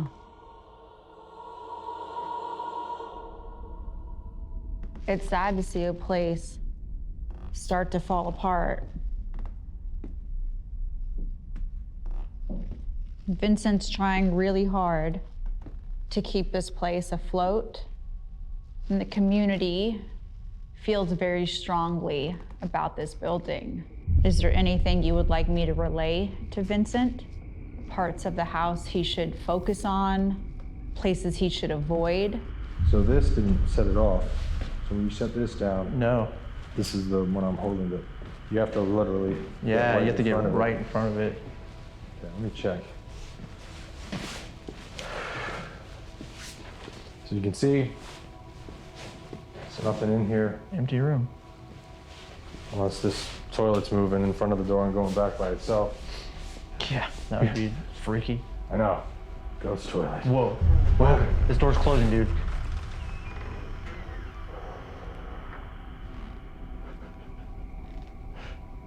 You heard that, right? Yeah. Is it squeaky? No, it was like moving. It actually, did you see it on the camera moving? Okay, well. Hold on. Can you close that door more, please? Do you guys not want to talk to him? Is there something about him that intimidates you? Why is it that his wife Samantha was able to get so much activity and yet nothing ever happened when he was in the house? We came here into the Moses room to look into the claim of this door opening, just get a feel for the room itself. And not only did we have the motion detector going off multiple times here in front of this door that is said to open, but when we went in to check that room to see if there was anything in there, we've seen a couple of animals in the property.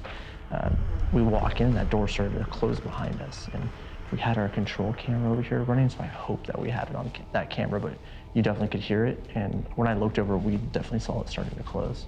Why don't you want to communicate with Vincent? He loves this place. His daughter loves this place. He wants to hold on to this place. What's it like having tourists come and parade in groups through your space? Because your private space. Is that okay? It's really weird that that motion detector hasn't gone off since we opened that door. Went in there, that door started to close. It's like, yeah, something left. Huh? It's like something left or whatever was. Yeah, whatever was here. It's like the room was empty for a while, and then we came in, and then happened. That was kind of like what happened in the experiment right at the start of it. Yeah. A bunch of stuff started going off, and then. If there is someone here with us, again, we want to just introduce ourselves. My name is Brandon. Mustafa here. We come here with the fullest respect for yourself in this building. Just want to possibly speak with you and possibly document your presence.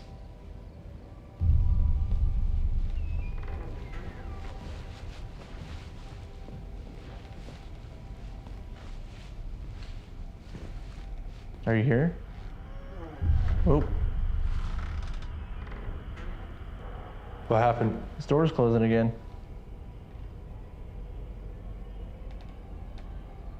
Someone's there. Could you shut that door, please?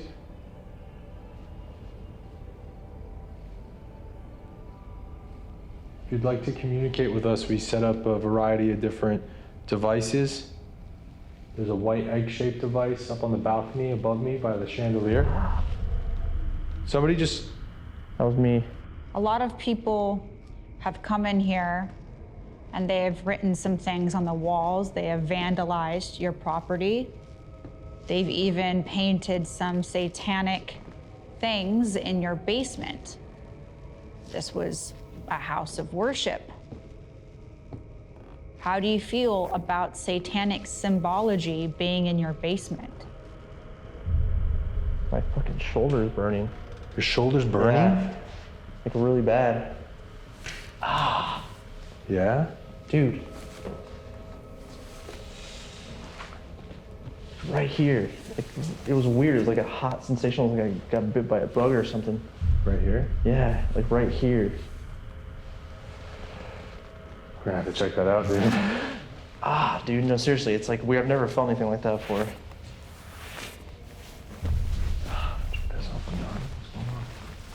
Fucking A, it's like right here. Can you get some? No? Like a little right redness. here? It's like a redness Like right, right here? here? A little bit. There's like a redness right here, right there. I Oh shit, it's getting really red, dude. Is it? Right over here. Where? Let me take a photo. He's got like 2 scratches right by his neck. What? You see that right here? Oh yeah. Right here? Shit. Dude, it fucking. Oh, dude. What the hell, dude? They're almost like claws. Dude, it hurts, dude. Dude, it looks like you've been bit, bro. No, those are like scratches. Are you kidding me right now? Are you serious? Yeah. You're not kidding. I'm not Like, kidding, you're not- bro. Look, What the hell? Let's check this one off. All right. You swear you're not. I'm not kidding. I'm gonna take a photo right now. David, It's more up by your neck. But yeah, like, it's right here. It fucking burns, dude. I got a photo. Let me take another one. Dude, that's. And the motion detector just went off. Oh man, it's like uncomfortable as hell, dude. It's like my muscles getting super tight.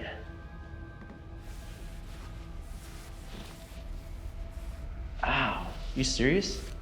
Can you send me the photo? So you got these 2 marks Whoa. there, and then I'm trying to show that like horseshoe thing, but it doesn't really come out here, but it starts here. But these 2 are the ones that are kind of the craziest. What the hell is that though? It's not like a bite or anything? They look like, kind of looks like scratches. Could you see it on that camera? yeah, I'm telling you, they look like scratches. And then the motion detector just went off while we were talking about it, again, while we were distracted by something else.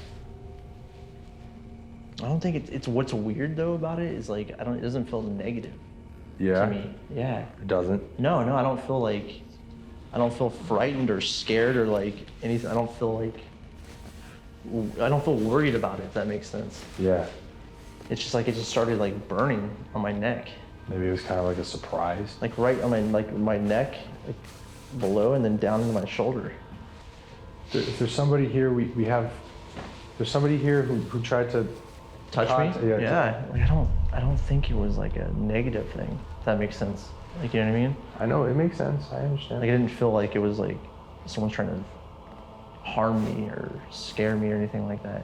What did you feel? What was like the inception of it? It was just like it started out kind of tingling, like Yeah. a tingling sensation. I was like, what the hell? And then like I kind of went over here like this to touch it because I have my gloves on, you know what I mean? And I was like, oh shit, it started burning. You know, everything's creepy, and yet I feel more comfortable here than I have the majority of the locations we've been in, which it makes no sense. And you know, it's freezing. You can see my breath. It's crazy, crazy cold. But it's not that creepy cold. I have to wonder, is it because there is nothing here? Is it the belief that we've been talking about? Is that what people experience when they come here because they want to, because it does look this way? Or do I feel comfortable because I'm a female? And this was a house full of females for 128 years. You know, do I just feel welcome? What interests me most about Bethlehem Academy is a discussion that I had with Vincent, and it got me thinking a lot about paranormal research in general. What is paranormal investigating? And what are spirits? What are entities that are supposedly haunting locations? And I think we could very well be in a place that suggests strongly that the memory is the ghost. People have stories, but you have to come up with proof of that story. You know, you can't just go in with a word of mouth and expect that to be seen as, you know, the truth of what happened. For the first time ever, I actually had the opportunity to be a part of a team to try to potentially contact these people that I've been researching. And I've never done that before. The love Vincent has for his late wife Samantha is not only evident through his words, but his actions as well. By working to restore the Bethlehem Academy, it is possible that he himself is practicing thought form manifestation. Our joint experiment with the International Paranormal Research Museum proves that there is some weight to this theory. Whether we consciously addressed the possibility of paranormal activity or attempted to will it into existence, we documented several strange occurrences. Or perhaps the combination of all these factors, all fueled by Vincent's undying love for his late wife.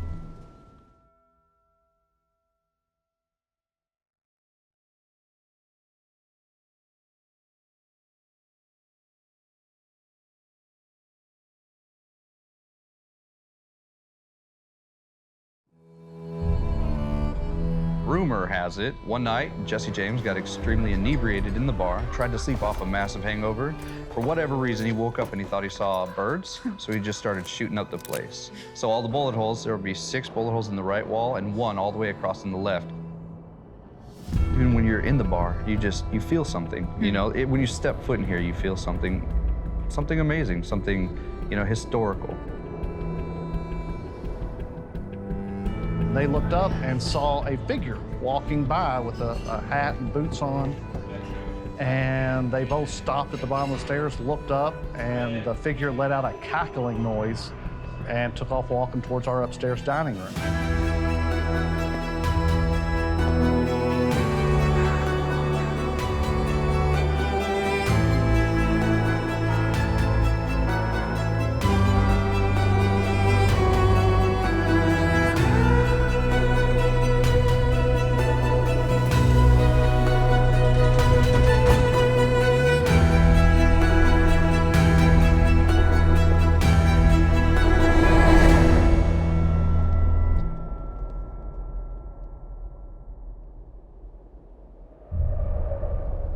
So Bardstown, like the town itself, I think it was the 1770s. Yeah. And then the Talbot Tavern, like finished completion of the main structure in 1791, but construction started in the 1780s. So I mean, super old. We're literally going back 100 years from the locations that we've been at this past week.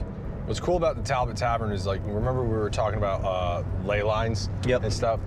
And then there was that really interesting theory about ley lines kind of, when I thought about ley lines, I'm thinking about, okay, all of the different types of travelers that have went and stopped the Talbot Tavern. They've traveled through this part in Kentucky over the years. So if we're talking about this anomaly in Kentucky, we're talking about the courts, we're talking about stones or whatever, the geomagnetic anomaly, if that's holding that energy, are the hauntings at the Talbot Tavern really an instance of this energy being trapped there from all of these people? You know, you got all these travelers who, they're going through this area, and a lot of them are significant to U.S. history. Like Malia said, we're going back even 100 years prior to the locations we've been at, you know, previously. So we have to explore this theory. Ley lines have always been very interesting. It's something we've looked into in the past, but not on this scale. Yeah. I mean, come on, guys, Jesse James history too. I mean, that to me is the most exciting. Yeah. It's always good to get a little criminal action in a location, but especially if you're talking about, you know, the energy and, you know, the cave systems. Like Talbot Tavern is connected to the Jailer's Inn by tunnel. So that's a whole other thing. Is like, is the 2 residual energies of both of those locations connected in some way, because they are sitting and connected from a tunnel? Yeah.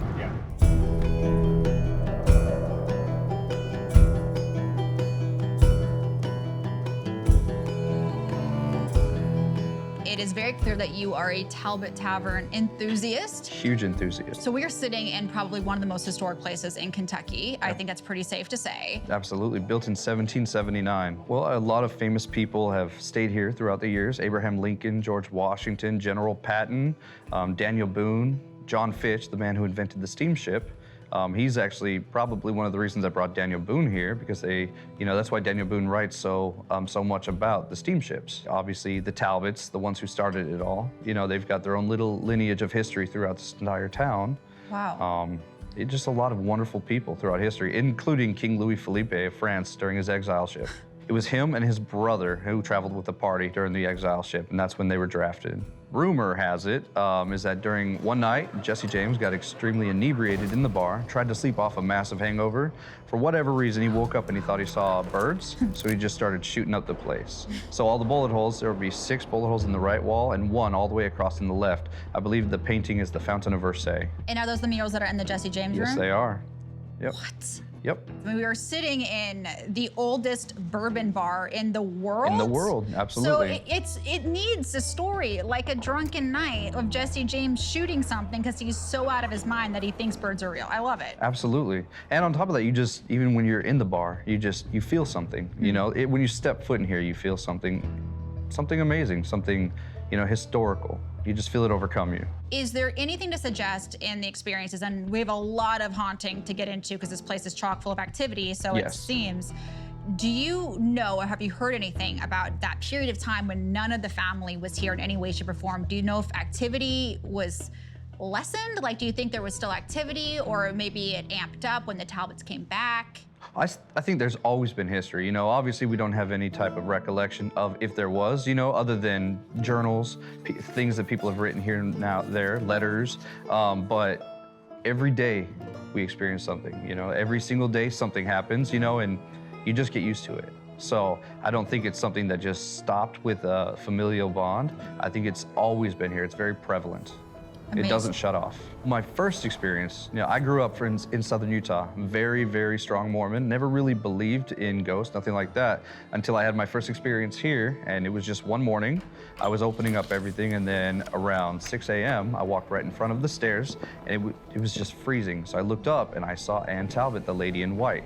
She was slowly walking across the top. So I ran up the stairs to watch her. She walks out onto the balcony, and then she just dissipates. And since then, I've had occurrences almost every single day, whether it's the rocking chairs 2 nights ago where I came upstairs, they were just rocking by themselves. We think those are the 2 twin boys that died here in the 1800s.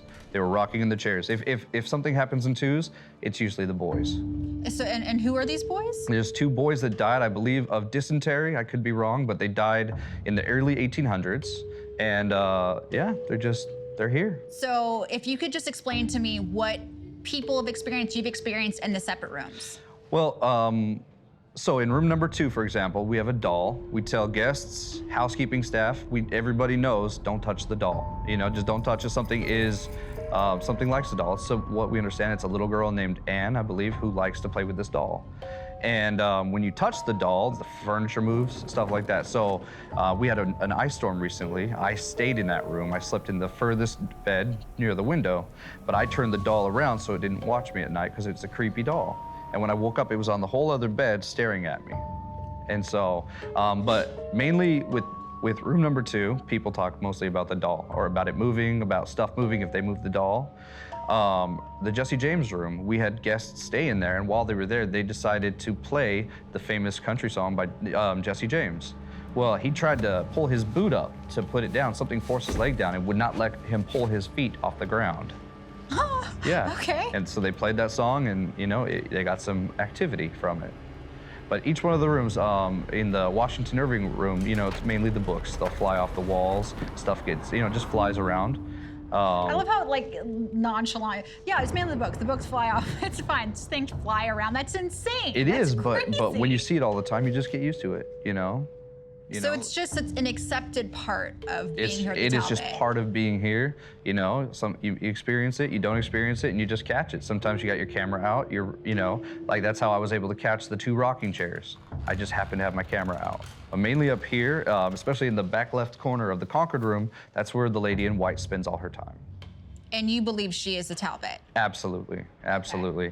Her period dress, just the way she looks very similar to the photos. You see full, prominent features. So she seems pretty solid. Very solid, very solid. You can still see through her, but you can see the nose, the eyelashes, the lips. So the road in between our hotel and the Jailer's Inn, that is historically known as Black Line Road, and it used to be the only road African Americans could walk down, as they were not permitted in those times to go into the square. And so from what we're told, an elderly woman, African American, used to live just down the street this way, but because she could not go that way to her house, she had to go the route around, and she passed away in the alley.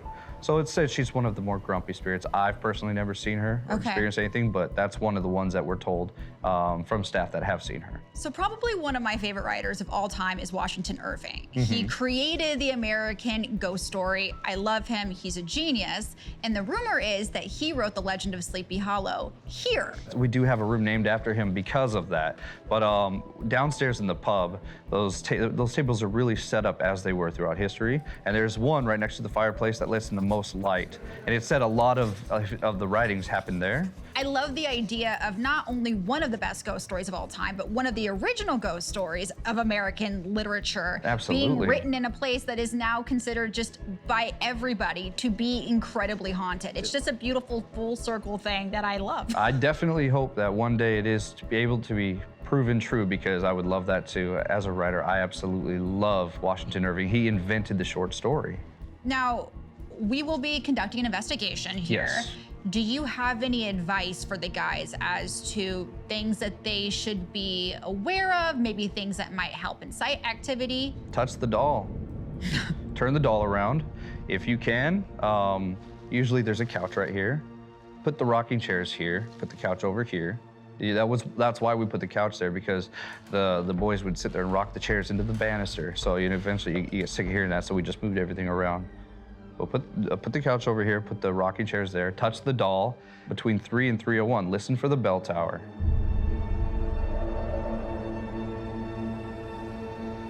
So right now we are about to go down into the tunnels that allegedly did or still do connect to the jailers and across the street. I'm really excited to get down there because Chuck was telling me in my interview earlier that there are shackles that he thinks slaves used to be shackled to. I don't know if that's gonna be true. I don't know if we're gonna be able to see them. I have no idea what to expect, but I'm super excited to get down there and check it out. The Talbot Tavern's basement holds a tragic reminder of the grisly lives enslaved people endured, as well as a purported connection to the Jailer's Inn. What's up, big guy? All right, sir. Are we ready? Let's do so this. probably what we'll do, we'll have you take us in and kind of show us the safety stuff, and then we'll do another walkthrough. Sounds good. I'm leaving all this open for you guys, so okay. Don't hurt yourselves. Reports indicate that James would use the basement's tunnel to travel freely between the two structures, sometimes to sneak both himself and members of his gang out of the jail, as his cousin was the jailer there. Shallow, narrow stairs, careful.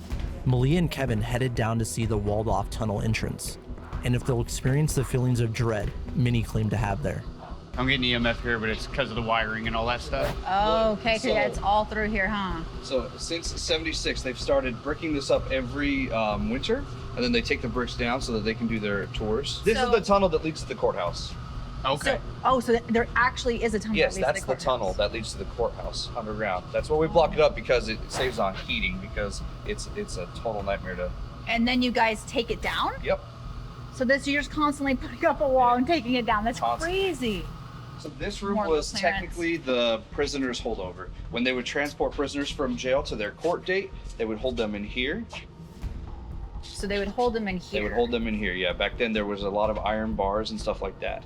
But as it stands right now, it's poor use of it, but storage. Ooh, temperature change. A very big temperature change.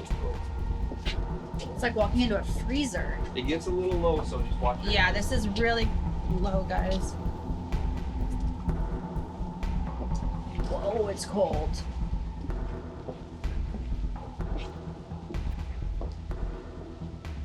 So this is where housekeeping used to keep their washers and dryers. We used to have stuff back here. Okay. But something always sits on the stairs, and it used to scare our housekeepers. So these are the stairs that lead to the tunnel that goes to the jailhouse. Wow. And then these are part of the original slave shackles right here. On this side, you'll see them right here. Oh, wow. Oh my God. Holy crap. So housekeepers have reported, well, all staff has it. They like to move. They will, you can walk down here and they will just sit there and bang nonstop. They're hitting the wood. Bang, bang, bang. That's so emotional. That's all you hear. That's just, I mean, it's beyond disturbing, heartbreaking, and just disgusting. I know, just to see it, it's crazy. like, I almost, like, it's like I'm seeing it and I'm not even really able to process it really, because it's just like, it's a level of disgusting that I don't even want to think about, truthfully. It does feel, it's not heavy down here, but it does feel emotional down here. That's the thing. It's like I honestly feel like I'm on the verge of tears. Like I honestly feel like I'm choking up a little bit, which is really freaking weird. But I don't feel creeped out. I don't feel the heaviness that I felt upstairs. I don't feel any of that. I just feel like sad. One of our housekeepers just says is that she's seen something. It just comes down the stairs and it walks to go to that tunnel, or it'll come down the stairs, turn around, and go back up that way. So now the jailers they have closed off their version of the tunnel. So now this one kind of does lead nowhere, because this is the one that leads straight to the Jailers Inn, but they closed it off or filled it in. And after 17 years of investigating the paranormal in 49 different states, I've never seen a place like Bardstown. I've been to Galena, Illinois, I've been to Gettysburg, I've been to St. Augustine, Florida, Savannah, Georgia, New Orleans, Louisiana. But something about Bardstown is different, not only from the way it looks, but there's an energy here almost that you can't ignore.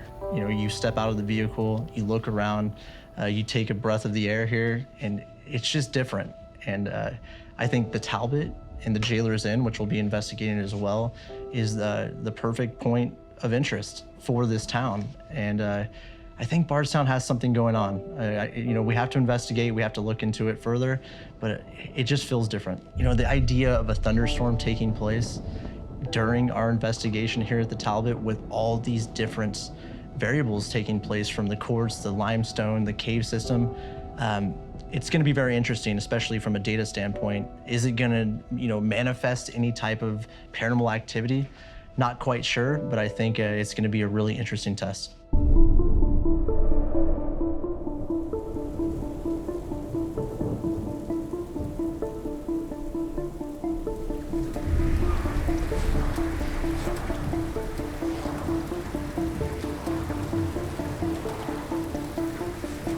Since we're talking about Jesse James, the boy liked cash. And you brought something that I think he might resonate with, especially considering the history of Jesse James as an outlaw. Exactly. So, I mean, we not only have a piece of original Confederate money, which would have been to the period of Jesse James' time and some of his beliefs, but we do have a copper plate and a device that's going to tell us if that copper plate is touched at any moment. So we're going to lay that money on top of it. We're going to see if Jesse or someone wants to try and grab that off the plate. And if that is touched at any moment, you will hear not only a tone, but a red light will go off on this device. So it's okay. I think we get started. Malia will leave you here to monitor some things. If you at any point see anything on the staircase, I'll please holler. let us know. I think we take in this piece of Confederate money, this copper plate. Let's test that theory, and we'll go from there. Cool. Sound good? Sounds Yeah, good. good luck, guys. Let's do it. Alrighty. Bullet hole wall. How are you looking on EMF, Kevin? I'm staying low. I hit a 0.6, but other than that, nothing too out of the ordinary. Nothing too out of the ordinary. We have this copper plate here that's connected to this device. It's going to let us know if this copper plate's touched at any moment. We do have here a Confederate piece of money, original. This is from the 1850s, early 1860s. And we're going to use this as a trigger object to try and see if we can get anyone to grab it. So let's go ahead and activate this here. There we go. So you can see this device is working properly. If something comes up to try and grab that off the plate, you see that it'll go off. So I'm going to set this here. Do that. There we go. You can see, so we have EDI plus as well. So if anything tries to grab this bill off of this copper plate here, you'll see not only we get that red light that's showing up there, but we'll get that tone. So let's get the session going. Let's try it out. We do have various devices here in this room that will not harm you in any way, shape, or form. These little egg-shaped white devices here on both of these tables will detect your motion if you walk in front of them or even go up and touch them. It will not harm you. This device here, as I explained, we do have a Confederate bill here, a piece of money from the state of Virginia. If you want to come up and grab that, we would appreciate it. And if you do come up and touch that again, you'll see it'll alarm us. How much is that bill worth? $10 at that time, $10. It's a good amount of money. These other devices here, with the lights on them, those won't harm you as well. These will let us know if you're here. It'll give us a series of lights to tell us that things are changing in this room. So if you want to come up and, again, interact with those, we would appreciate that. We come here with respect. We don't mean any harm. We love this building. We love its history. We just want to learn more about you.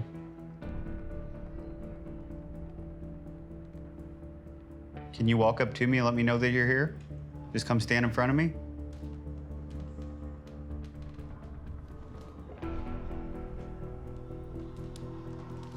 Or can you go look at that money over there on that table and let us know if that's the real thing? Jesse, how did you acquire money like that back in the day? How would you get your hands on something like that? We hear that you shot at this wall here. You can actually see that there's bullet holes here in the wall. You got one here and another here, a couple over here. If the famous Jesse James did do that, can you come up and set off one of these devices? Just touch them. Tell you what, though, if I was hanging around this place and haunting it, I would be down where the party is. right? Same. I wouldn't be up here in this quiet area at the moment. Right now, it feels pretty comfortable up here. I have to say, right now, it feels more comfortable than it did earlier in the day. Yeah, I agree. That's the crazy thing about, paranormal investigation, within itself, is that you can walk into a room and it'd be just a quiet, empty room like this, but at any moment things can change. So it's kind of fishing in a way. So we're gonna hang out here as long as we have to, wait for this restaurant to close downstairs and see what we can document here. But once everyone's out of the building, it's gonna be a completely different story. The story that one of the bookkeepers liked to tell was she was closing down one night. She'd been a hostess and was closing down one night. So that bookkeeper and the cook were walking through the building, just giving it a final check through to make sure everything was okay. Everybody was out of the building. And they were at the bottom of our staircase in our front lobby. And now it's got a turn in it that we put in after the fire in the late 90s. But then it was a straight shot up to the top floor. And they looked up and saw a figure walking by with a hat and boots on. And they both stopped at the bottom of the stairs, looked up, and the figure let out a cackling noise and took off walking towards our upstairs dining room. That's another thing about, 17 years I've been doing this, 16 years for you, 17 years for you, Mustafa. After that amount of time of being in a location and being around things that we can't explain, paranormal activity, you do get a sense of a room that has, a possibility of being active. Yeah. And right now I don't feel anything. Yeah. It is quiet. It just feels like an empty room. Yeah. My bedroom that I'm sleeping tonight, earlier when we walked in there, it had a totally heavy feeling. Not just that, what did you find when you walked in there? Like, you saw the mirror was flipped over, right? Yeah, that's not the room I was staying in. That's the one next to it. I believe the Daniel Boone suite. But yeah, when I walked into the room, it had a figurine on each side of the dresser. One of them was laid down, not fallen over, but laid over. And the mirror spins, and it was flipped completely upside down, facing against the wall. So I turned it back over. I moved the figurine back, and we'll see if that changes again. I don't know how they got that way. I don't know what the room was like before I walked in there, so I can't say that it was anything or something. But I fixed it all, and we'll see if it changes. If there are entities here and they want to be part of the action, like they've said, Yeah. they wouldn't be up here right now. They'd be down where people are drinking and eating and things like that. Fair point. Yeah. That's where I would want to be, at least. That's true. So I think what we're going to do now is we're going to kind of go in one at a time and check it out. Okay. So you want to go check it out? Huh. Oh, we're serious. Yeah. Cool. Dead cool, serious. Cool. Yeah, sure. Yeah. You know what? Hey. Why not, right? Why not? Let's do it. When in Rome. Is it the hat? Is that Yes, what the it hat. is? I think you got to tell him that you have a better hat than him. Go in there, own that energy. Just go. Cool. Do it. Great. Godspeed. She does look like an outlaw. She looks like a hipster bohemian outlaw.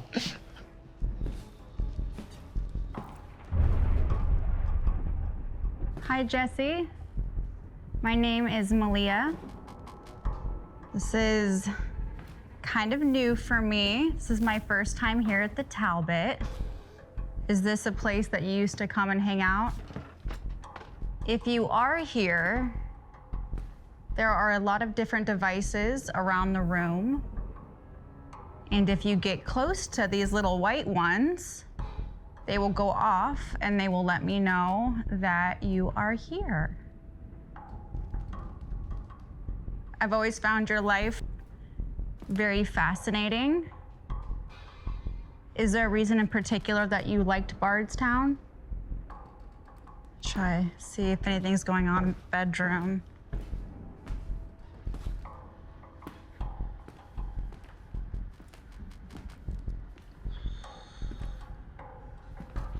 The energy of this room is like way, way, way heavier to me.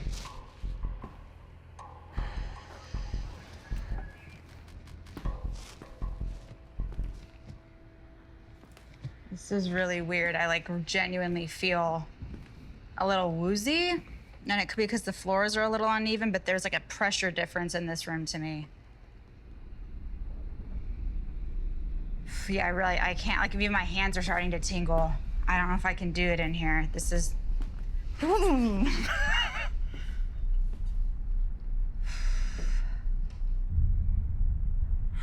feel like I gotta step out. I'm like literally having like a full body tingle and pressure.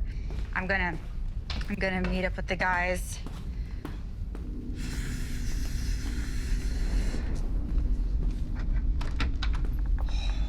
What happened? You all right? Nothing happened. I just got so woozy. I went in the bedroom and I'm having like You full okay? body tingles and like heavy pressure. You all right though? Yeah, Here, I'm come take a okay. seat. That was weird. I've never experienced anything like that. Like there's like a heat in my chest. That was in the bedroom? Yeah, in the bedroom. Well, I'm sleeping there.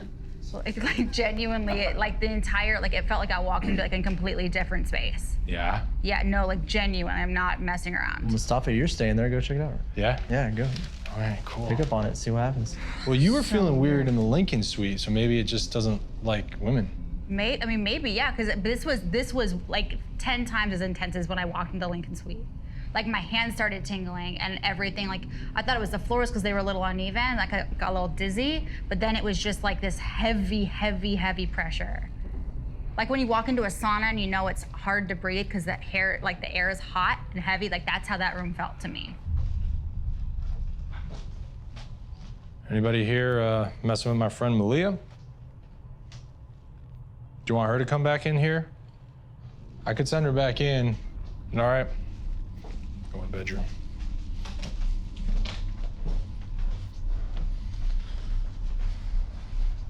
We might have a ghost that likes to bother. Well, how are you feeling, Emily? You feel okay?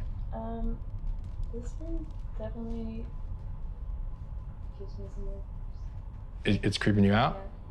Yeah. And I feel like when Malia first walked in, like, this was different. Really? Mhm. We might have a ghost that's either a perv or they just have something against women. All right, Emily, so based on what you just told me, let's go out. Let's talk with Brandon and Malia about this. I think it might have something to do with when there's more women present in the room, so. Okay, let's go. Emily was telling me something interesting in there that I think we should talk about. Okay. So, Malia, when you were in there with Emily, what were you guys feeling?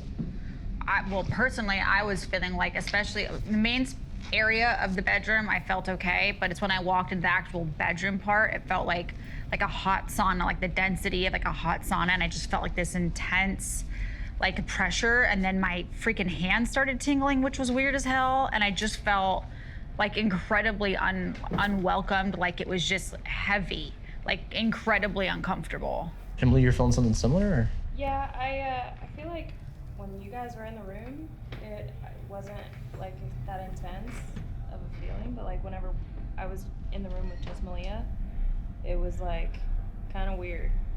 It felt different. Like you said, it felt a little hotter, right?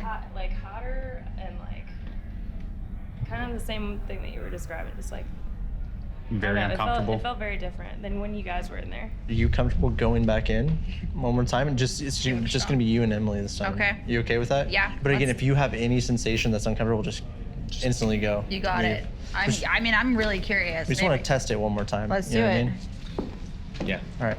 Well, right, do you mind holding one of the EDIs?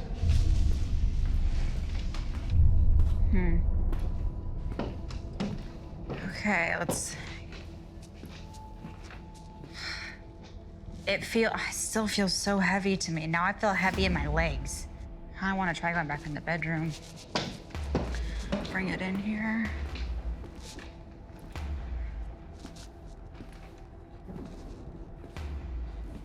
See, it's here.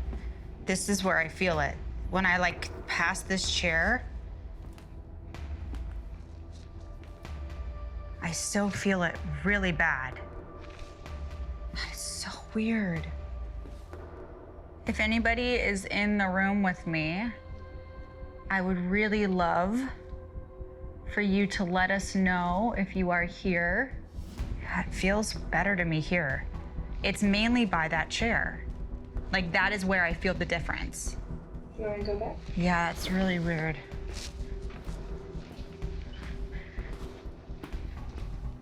It's literally here. Do you want to try sitting in?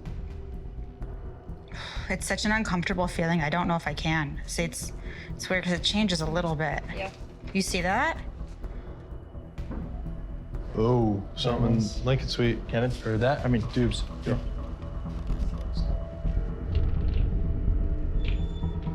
Hello.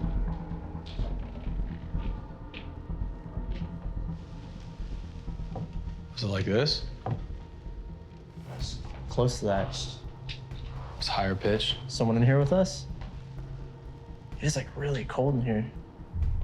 Hello, is there someone here? We heard you making noise. Can you knock for us? Like this? It's freezing in here, right? Yeah, that's not even on, dude. 67 degrees.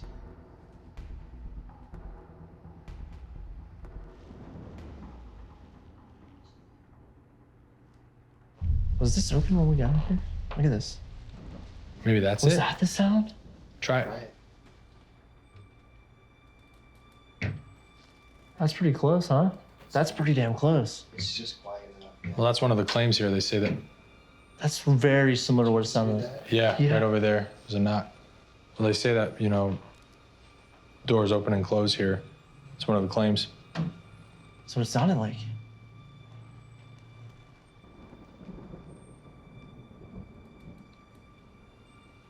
Let's open this up really quick. What's in here?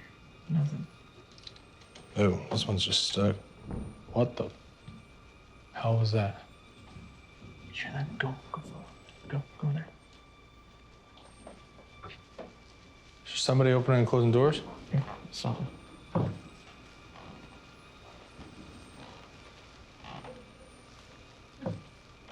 That was it. That's it again, right there. With the Talbot's dining area closed for the night, we investigate the bottom floor of the building to test if there's a change in activity now that the lively atmosphere has died down. Will we document or attract a different type of phenomenon now that the energy at the tavern is more subdued?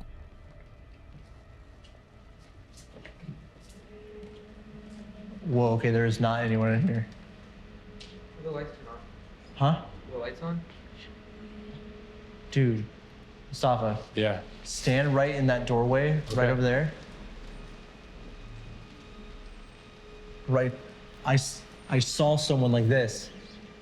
You saw someone looking in there? I thought it was one of our people. Hey guys, was there anybody in there? No. Crew just said it's been empty the whole time. You saw somebody looking I in saw there? someone right here, like like this. I saw the hand, like this. Like, and it moved quick, like that. I saw what appeared to be a figure peeking through an entrance into the dining area.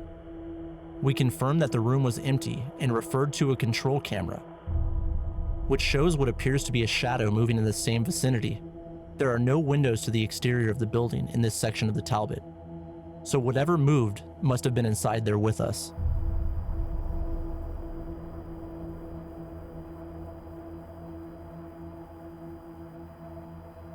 The camera crew leaves Kevin, Mustafa, and myself alone for an isolation investigation.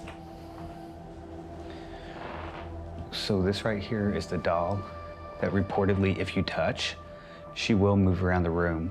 There's been people that's left in the middle of the night because of this doll, and there's been some weird things go on with it, everything from it moving from the shelf to a bed. I believe one of the workers said that he slept in here and turned her around because it creeped him out.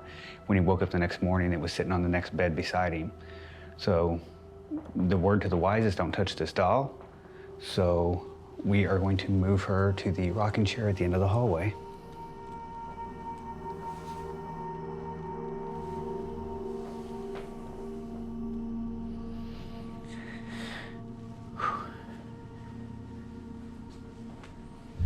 Yeah, it's pitch black in here, dude. I can't see anything. It is pitch black. I can't see anything. I'm just looking through this little viewfinder. Hold on. All right, I'm gonna have to get a... I literally can't see anything. I'm going in the dark right now. Okay. I'm setting something on this chair for you to play with. That's good right there. Yeah. So I set this doll on the chair for you to come and play with, okay? So feel free to come up and check her out, pick her up, play with her. All right, we're just gonna go let you be.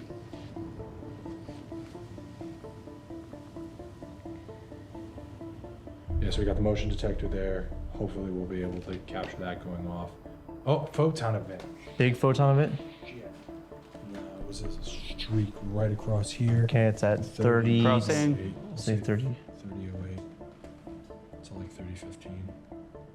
Currently, we have 5 control cameras running along with the EMCCD. We have an EDI Plus down this hallway. This doll that Kevin's infatuated with, that's over there as well. And we've been hearing a lot of noises, so. We got motion detectors in 2 rooms. Another EDI Plus here in case anything's trying to come and pay us a visit. I think right now we're probably conducting the biggest test and experiment ever conducted here at Talbot. What do you guys think? Yeah. I'm sure.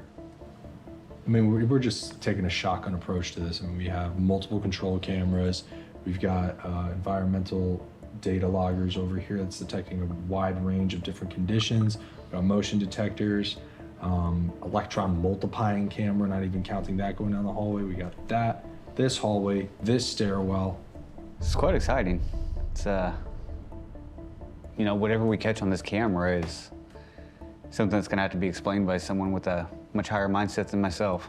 So right now we're going down to the end of the hall where the rocking chair is with the dial on it and the EDI Plus. We're gonna set up an EM pump and pump some electromagnetic energy into the hallway and see if we can get something to manifest for us. So right now, as you can see, I'm at a 0.5. And once I turn this EM pump on,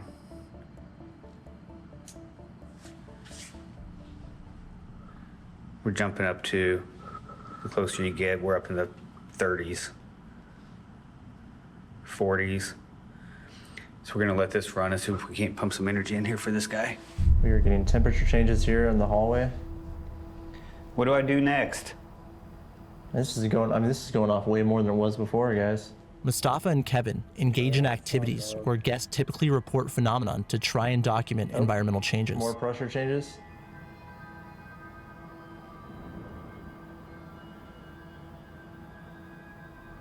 It's going off like crazy now. Yeah. Are we doing this right?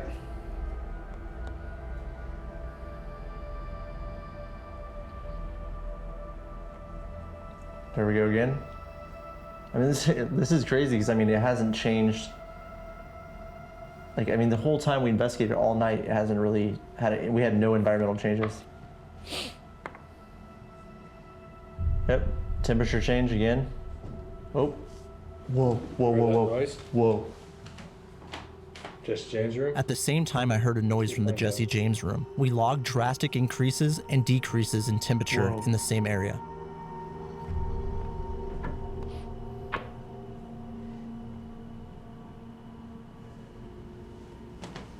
More pressure. Guys, it's going down right now. Yeah. Are we doing this right? Do you not feel that all over your body? It's cold as shit. Yeah. But plan's what's making it work, so.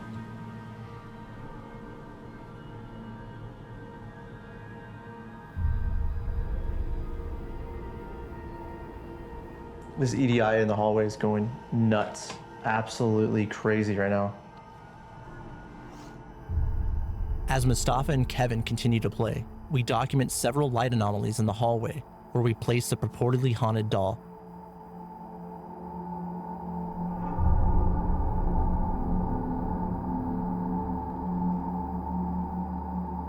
It's hard to say exactly what's taking place here at the Talbot Tavern. It's hard to say what type of haunting is manifesting itself here. The history alone, you know, warrants some kind of phenomena. I think the Talbot Tavern is probably one of our most complex locations as far as history. We're really spanning the spectrum of American history. You have everything from slavery to beautiful balls to happy family times here. There's a lot going on.